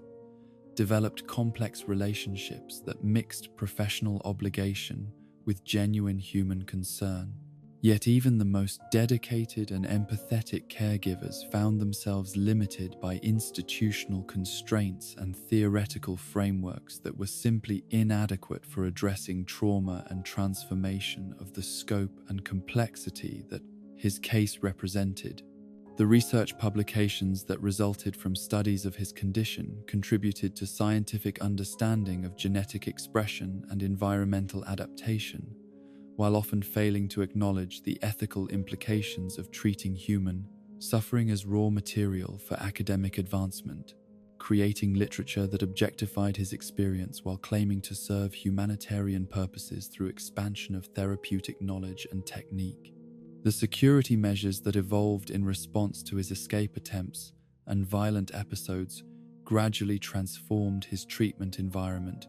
into something resembling maximum security prison rather than therapeutic facility, with restraint systems and containment protocols that reinforced the very dehumanization that had created his psychological wounds, while making genuine therapeutic relationship increasingly difficult to establish or maintain. The ultimate tragedy of his relationship with Arkham's therapeutic system lay not in any particular failure of individual staff members or treatment modalities, but rather in the recognition that some forms of damage might be too profound and systematic to be addressed through any intervention that society was prepared to provide, leaving both patient and caregivers trapped in cycles of hope and disappointment that served neither rehabilitation nor public safety, while consuming resources that might have been more effectively applied to prevention of the social conditions that had created such extreme cases of human transformation and alienation. The monster that emerged from each failed treatment attempt was not the product of inherent evil or genetic determinism, but rather the inevitable result of systems that promised healing, while perpetuating the very conditions of isolation and control that had shaped his development from abandoned child to apex predator, ensuring that each return to Arkham would find him more deeply entrenched in patterns of behavior that served survival, but precluded the possibility of genuine human connection or community integration that might have allowed different outcomes under different circumstances. The latest attempt at revolutionary treatment came from Dr. Marcus Cross, whose reputation within Arkham's psychiatric community was built upon his willingness to pursue therapeutic approaches that other professionals deemed too risky or ethically questionable for implementation within conventional institutional frameworks, yet whose results with seemingly hopeless cases had earned him the grudging respect of colleagues who preferred more conservative methodologies. His interest in Wayland's case was motivated by genuine scientific curiosity combined with the kind of professional ambition that saw unprecedented challenges as opportunities to advance both theoretical understanding and personal career prospects through successful intervention in situations where others had failed to achieve meaningful progress. The preliminary evaluation that Dr. Cross conducted revealed his understanding that traditional psychotherapeutic approaches had proven inadequate for addressing trauma and transformation that operated on scales exceeding normal human experience, while pharmaceutical interventions had produced side effects that were often more dangerous than the symptoms they were designed to treat. His proposed alternative involved a combination of intensive behavioral reconditioning and controlled environmental exposure designed to recreate the specific circumstances that had originally triggered Wayland's defensive adaptations, with the goal of allowing him to experience safety and acceptance under conditions that had previously been associated only with threat and rejection. The treatment protocol that emerged from these theoretical considerations was both ambitious and dangerous, requiring the creation of artificial social situations that could provide opportunities for positive human interaction, while maintaining sufficient security to protect both patient and staff from the violence that might result if the patient. Experimental conditions triggered unexpected responses. The facility modifications necessary to implement this approach included construction of specialized living quarters that could accommodate his enhanced physical requirements, while also providing the kind of environmental enrichment that might encourage expression of his more human characteristics, rather than reinforcing the reptilian behaviors that institutional confinement had previously strengthened. The early sessions conducted under this new therapeutic framework showed promise that exceeded even Dr. Cross's optimistic projections, as Wayland's responses to carefully structured social interactions revealed capacity for trust and emotional connection that years of conventional treatment had failed to access or develop.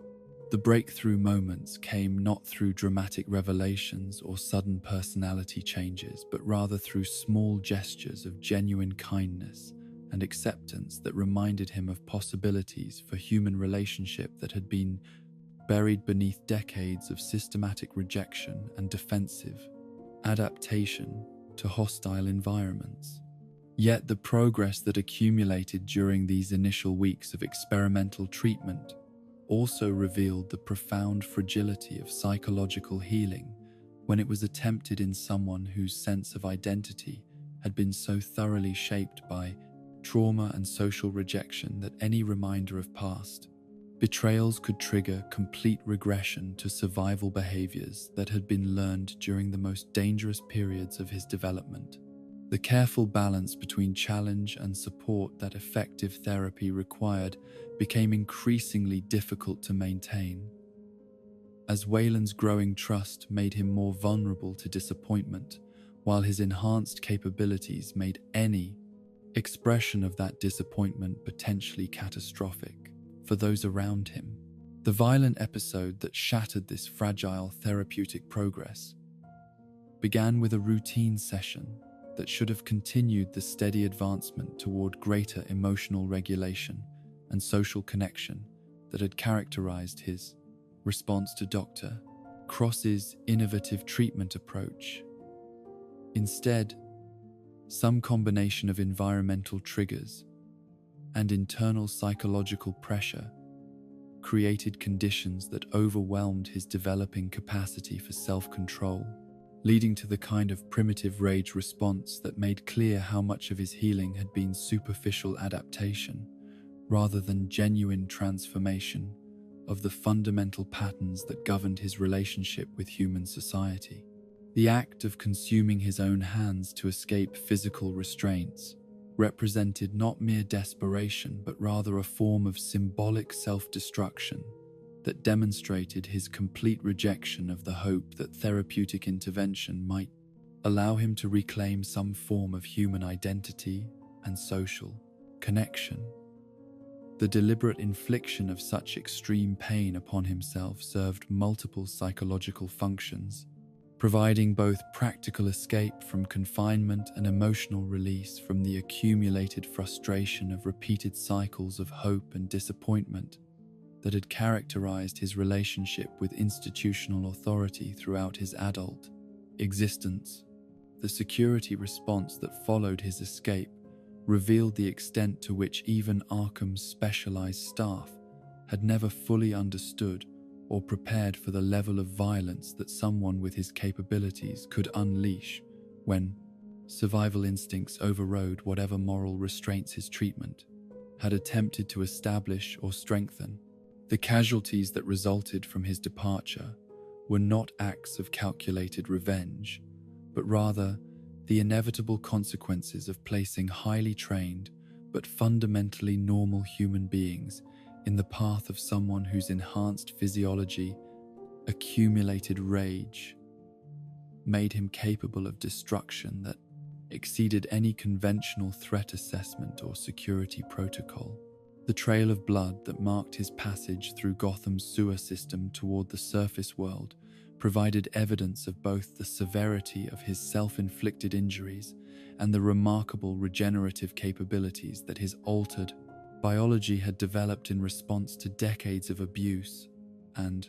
trauma. The tissue regrowth that would eventually restore his hands to full functionality was not supernatural healing, but rather an accelerated version of biological processes that had been enhanced by the same genetic factors that had produced his reptilian characteristics and extraordinary physical strength. The discovery of his unconscious form in a Gotham alleyway by Edgar Mason represented the kind of random encounter that could either provide opportunity for genuine healing or create conditions for even greater tragedy, depending upon the motivations and character of the individual who chose to intervene in circumstances that would have sent most rational people in search of police assistance rather than personal involvement. Mason's decision to help, rather than report, suggested either unusual compassion or recognition that someone in Wayland's condition might prove useful for purposes that had nothing to do with humanitarian concern or therapeutic intervention. Edgar Mason's background as a small-time criminal whose ambitions had consistently exceeded his capabilities and connections within Gotham's underworld, provided context for understanding why he might view an unconscious monster as opportunity rather than threat, particularly when that monster's reputation suggested capabilities that could be exploited for enterprises requiring violence and intimidation beyond normal human limits. Yet the care that he provided during Wayland's recovery period seemed motivated by genuine kindness rather than simple calculation, suggesting personality complexity that made his ultimate intentions difficult to predict or understand. The safe house where Wayland regained consciousness had been furnished and equipped with attention to comfort and dignity that represented a sharp contrast to every other environment he had inhabited since childhood, with clean linens and adequate food provided without the degrading conditions or exploitative expectations that had characterized every previous relationship with those who possessed power over his circumstances. The absence of cages, restraints, or obvious security measures suggested either remarkable confidence in his host's ability to manage potential violence or genuine trust that recovery from his injuries would be accompanied by gratitude rather than aggression. Juliet Mason's introduction into this developing relationship brought feminine perspectives and emotional nuances that had been absent from Wayland's life since Emma's death had ended his only experience of unconditional acceptance and affection from another human being. Her willingness to assist with his care during the vulnerable period when his hands were regenerating demonstrated either remarkable courage or fundamental inability to comprehend the danger that his presence represented to her safety and well-being. Yet her manner suggested comfort with his appearance and capabilities that went beyond simple fearlessness to encompass something approaching genuine acceptance. The conversations that developed during his convalescence revealed intellectual and emotional depths that years of institutional confinement and criminal activity had not entirely eroded, as the opportunity to interact with people who treated him as a person rather than a specimen or tool allowed expression of thoughts and feelings that had been suppressed or distorted by the dehumanizing conditions that had shaped most of his adult experience. The simple pleasure of being called by his given name, rather than the monster identity that had become his public persona, provided psychological healing that formal therapy had been unable to achieve, despite years of professional intervention. The criminal partnership that Edgar proposed as Wayland's strength returned represented both opportunity for economic advancement and invitation into a form of social connection that had been denied to him throughout his adult existence. Yet the specific nature of the enterprises that Edgar had in mind would require violence and intimidation that might reinforce rather than challenge the predatory behaviors that had isolated him from normal human society. The decision to accept this alliance reflected not moral indifference, but rather practical recognition that legitimate opportunities for employment and social integration were permanently foreclosed by his appearance and criminal record. The gun-running operation that provided their initial collaboration demonstrated Wayland's value as muscle and enforcer, while also revealing the sophisticated network of contacts and suppliers that Edgar had developed during his own criminal career, connections that could provide resources and protection that individual operators could never achieve through independent action. The success of their first joint venture against Mr. Callahan showed both Wayland's tactical effectiveness and his capacity for controlled violence that served strategic purposes rather than expressing uncontrolled rage or primitive instincts. The celebration that followed their business triumph provided Wayland with his first taste of genuine inclusion in a family unit since his early childhood. Before Ruth's abuse had taught him that human relationships inevitably involved pain and exploitation rather than mutual support and affection. Edgar and Juliet's declaration that he was now part of their family carried emotional weight that transcended the practical benefits of criminal partnership, offering psychological healing that no therapeutic intervention had been able to provide, despite years of professional attention and institutional support. Yet even as these positive experiences began to rebuild his capacity for trust and emotional connection,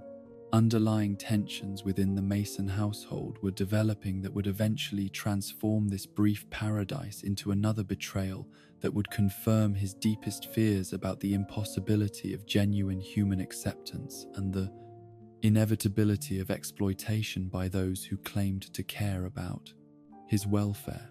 Edgar's increasing paranoia about potential threats from competitors and law enforcement officials created pressure that would strain the delicate balance of their three-way relationship, while also providing opportunities for manipulation by those who understood how to exploit emotional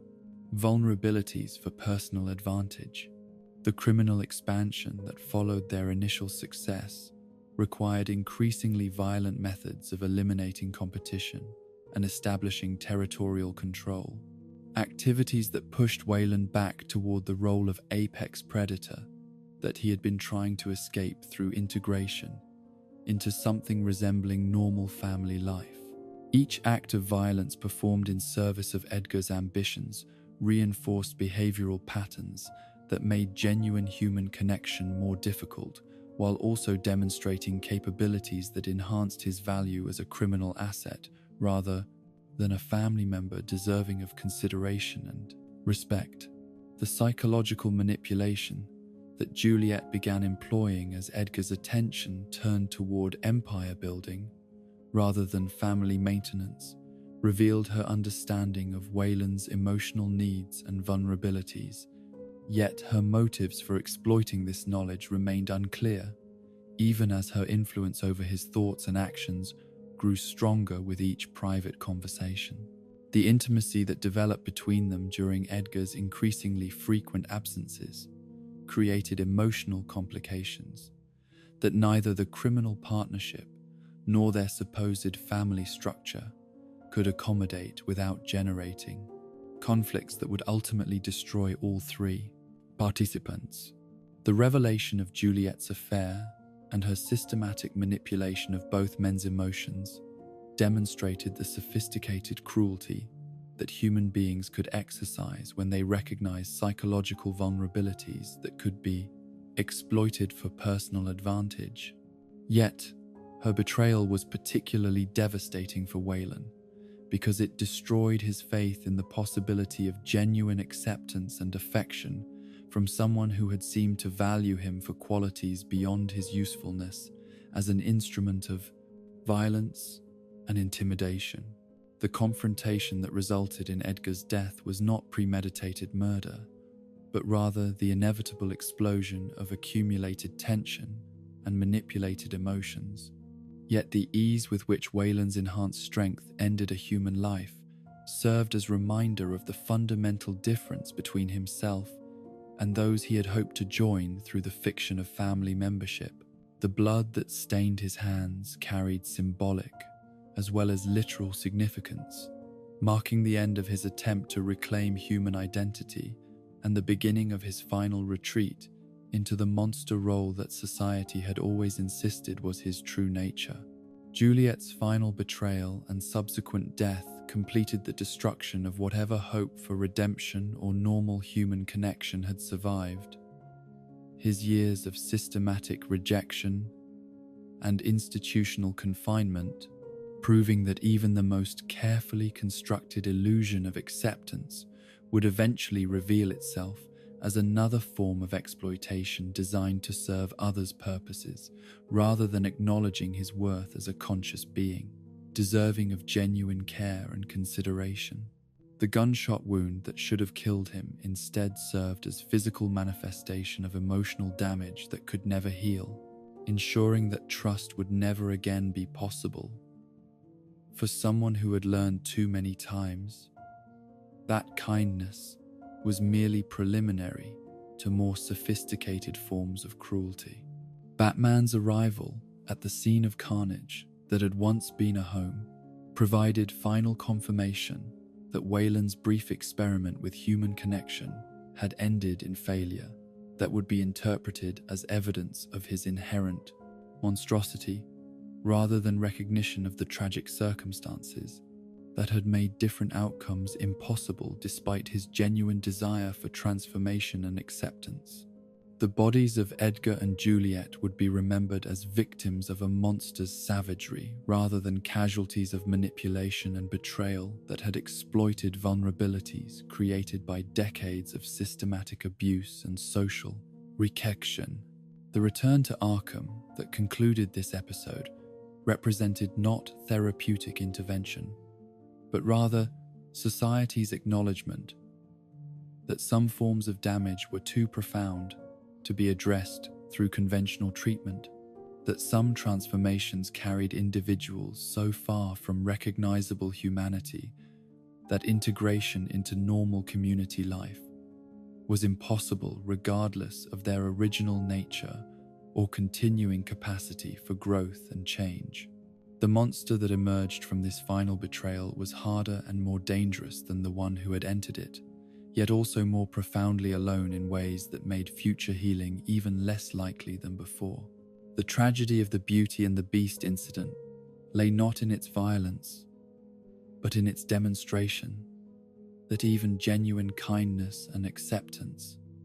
when offered by those whose own motivations were compromised by greed and manipulation, could serve to reinforce rather than challenge the isolation and defensive behaviors that had been created by years of systematic rejection and abuse, ensuring that the cycle of hope and disappointment would continue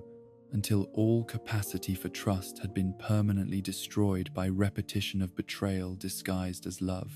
The possibility of redemption, that most precious and elusive of human aspirations, would manifest itself in Wayland's existence not through grand gestures or dramatic transformations, but in the form of quiet opportunities offered by individuals whose own experiences with darkness and trauma had taught them to recognize the difference between those who chose evil and those who had been shaped by circumstances beyond their control into patterns of behavior that served survival but precluded the connections that make life meaningful. These moments of grace would arrive unexpectedly,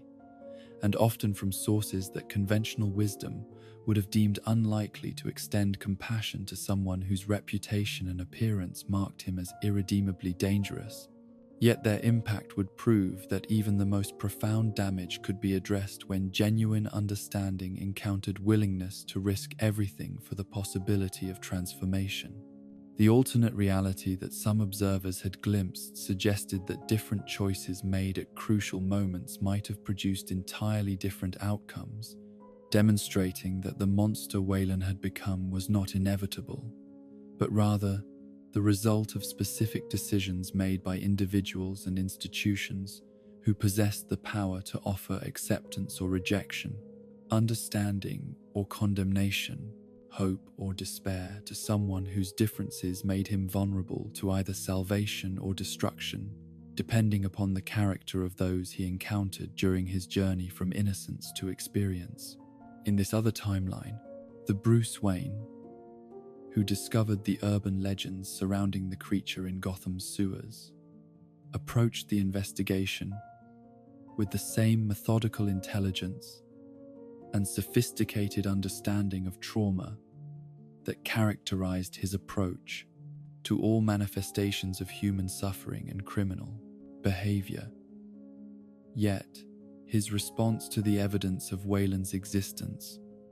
reflected a fundamental recognition that monsters were made rather than born, that the most dangerous individuals were often those who had been failed most completely by the systems and communities that should have provided protection and guidance during their most vulnerable developmental periods. The first contact between this version of Batman and the being known as Killer Croc occurred not through violent confrontation, but through careful observation and patient investigation that revealed the complex circumstances underlying behaviors that others had dismissed as evidence of inherent evil or genetic determinism. The detective work that preceded their meeting uncovered the long history of systematic abuse and social rejection that had shaped Wayland's development, creating understanding that transformed the encounter from a simple matter of law enforcement into an opportunity for genuine healing and social integration. The offer that Batman extended during this first meeting carried weight that transcended mere employment opportunity to encompass recognition of Wayland's fundamental humanity and acknowledgement of society's role in creating the circumstances that had driven him toward criminal behavior and defensive isolation. The proposal that he use his unique capabilities in service of protecting rather than threatening innocent life represented not charity or pity, but rather practical recognition that his enhanced abilities and intimate knowledge of Gotham's underground could serve purposes that aligned with justice rather than opposing it. The job that was offered required not the abandonment of his nature, but rather its redirection toward constructive ends, allowing him to maintain the strength and tactical thinking that had enabled his survival, while applying these qualities to activities that served community welfare rather than personal survival or criminal profit. The work involved monitoring and protecting the sewer systems and waterfront areas, where his presence was not merely tolerated but actively valued, where his appearance and capabilities made him uniquely qualified to detect and respond to threats that conventional law enforcement could not adequately address. The housing arrangement that accompanied this employment provided Wayland with his first legitimate home since childhood, a space that had been designed to accommodate his specific needs and preferences, while also demonstrating respect for his privacy and autonomy in ways that institutional confinement and criminal hideouts had never allowed. The underground facility was equipped with both the environmental conditions that suited his physiology and the security features that protected both him and the broader community from the violence that might result if his past caught up with his present. The psychological support that was integrated into this rehabilitation attempt reflected Bruce Wayne's understanding that successful reintegration would require not only practical opportunities but also therapeutic assistance in processing the trauma and developing healthy relationship patterns that could replace the defensive behaviors learned during decades of systematic rejection and exploitation. The counseling provided was conducted by professionals whose expertise included work with victims of extreme abuse and individuals whose circumstances had placed them outside normal social boundaries. The gradual development of trust between Wayland and those who had offered him this unprecedented opportunity required patience and understanding from all parties involved. As years of betrayal and manipulation had created psychological barriers that could not be overcome through good intentions alone, but needed consistent demonstration that acceptance was genuine rather than conditional upon his usefulness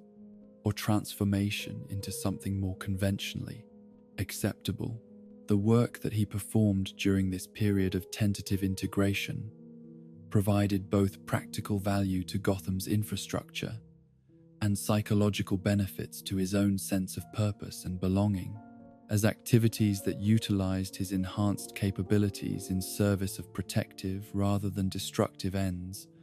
allowed him to experience pride and satisfaction that had been absent from his existence since childhood's brief period of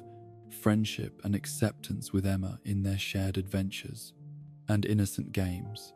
The relationships that developed with other individuals who worked in various capacities to support Batman's mission created opportunities for social connection that had been impossible during his years as a criminal and institutional patient. Yet these bonds formed slowly and carefully, as all participants recognized the fragility of progress that could be destroyed by careless words or actions that reminded him of previous betrayals and disappointments. The setbacks that inevitably occurred during this process of rehabilitation reflected not failure of the program, but rather the natural progression of healing from trauma that had been profound and systematic in its scope and duration, requiring realistic expectations about the timeline and methods necessary to address damage that had accumulated across decades of abuse and social rejection. The violent episodes that punctuated his recovery were not evidence of inherent evil, but rather trauma responses that could be understood and managed through appropriate therapeutic intervention and environmental modification. The community reaction to news of his employment and residence in legitimate society revealed the depth of prejudice and fear that his appearance and reputation continued to inspire among citizens whose own sense of safety depended upon maintaining clear distinctions between acceptable and unacceptable forms of human existence, between those deserving of protection and those requiring elimination or permanent confinement for public welfare. The media attention that accompanied reports of his rehabilitation attempt created additional pressure that complicated efforts to maintain the privacy and security necessary for successful reintegration, as sensational coverage focused on the dramatic aspects of his transformation, while ignoring the careful planning and ongoing support that made positive outcomes possible when society chose to invest in redemption rather than punishment, elimination. The other reformed criminals who had found purpose and belonging through similar programs provided models and support that conventional therapeutic approaches could not offer, as their shared experience of transformation from destructive to constructive roles created understanding and acceptance that was impossible to achieve through professional relationships alone, no matter how skilled or well-intentioned the clinical staff might be.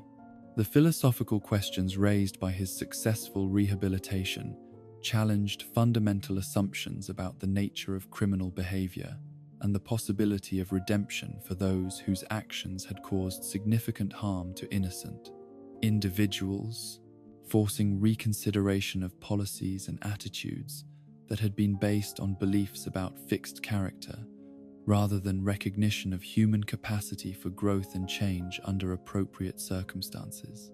Yet, even as this alternate timeline demonstrated the possibility of different outcomes under different circumstances, the reality of Wayland's actual existence continued to be shaped by forces that made such redemption opportunities rare and fragile, as the cycle of violence and rejection that had defined his adult life created momentum that was difficult to overcome without extraordinary intervention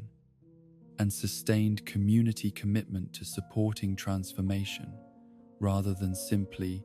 containing or eliminating perceived threats. The regression that occurred when environmental stresses or psychological triggers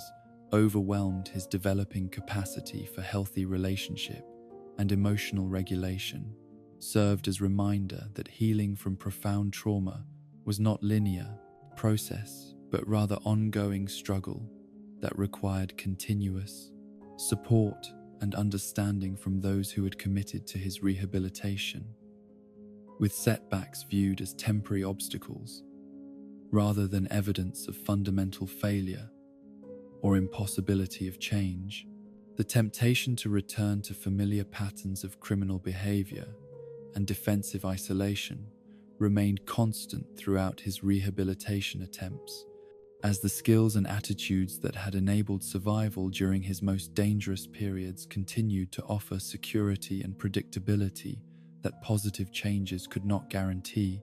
especially when those changes required vulnerability and trust that had been systematically betrayed throughout his previous attempts to connect with human society. The internal battle between his reptilian instincts and human consciousness became more rather than less intense as rehabilitation progressed, because success required him to suppress or redirect survival mechanisms that had been essential for navigating hostile environments, while developing new patterns of thought and behavior that felt alien and risky, despite their apparent benefits for long-term welfare and social integration. The support network that was necessary for maintaining positive changes required not only professional therapeutic services, but also community members willing to accept the risk and responsibility of relationship with someone whose past, actions, and continuing capabilities made him genuinely dangerous if circumstances should trigger regression to earlier behavioral patterns, creating demands for courage and commitment that exceeded normal expectations of civic duty or social responsibility. The economic challenges associated with legitimate employment for someone whose appearance and criminal record limited opportunities to specialized roles that utilized rather than overlooked his unique characteristics meant that financial stability remained precarious even when rehabilitation was progressing successfully, creating ongoing stress that could contribute to relapse or abandonment of positive changes in favor of criminal activities that offered more reliable income. The legal complications that arose from his past criminal activities continued to create obstacles for full social integration, even when his behavior demonstrated genuine transformation and commitment to lawful activity, as the justice system struggled to balance public safety concerns against recognition that punishment should serve rehabilitation rather than merely retribution or incapacitation. When individuals showed capacity and motivation for positive change, the loneliness that remained even during periods of successful rehabilitation reflected not failure of the programs that supported his transformation, but rather the reality that genuine human connection required more than professional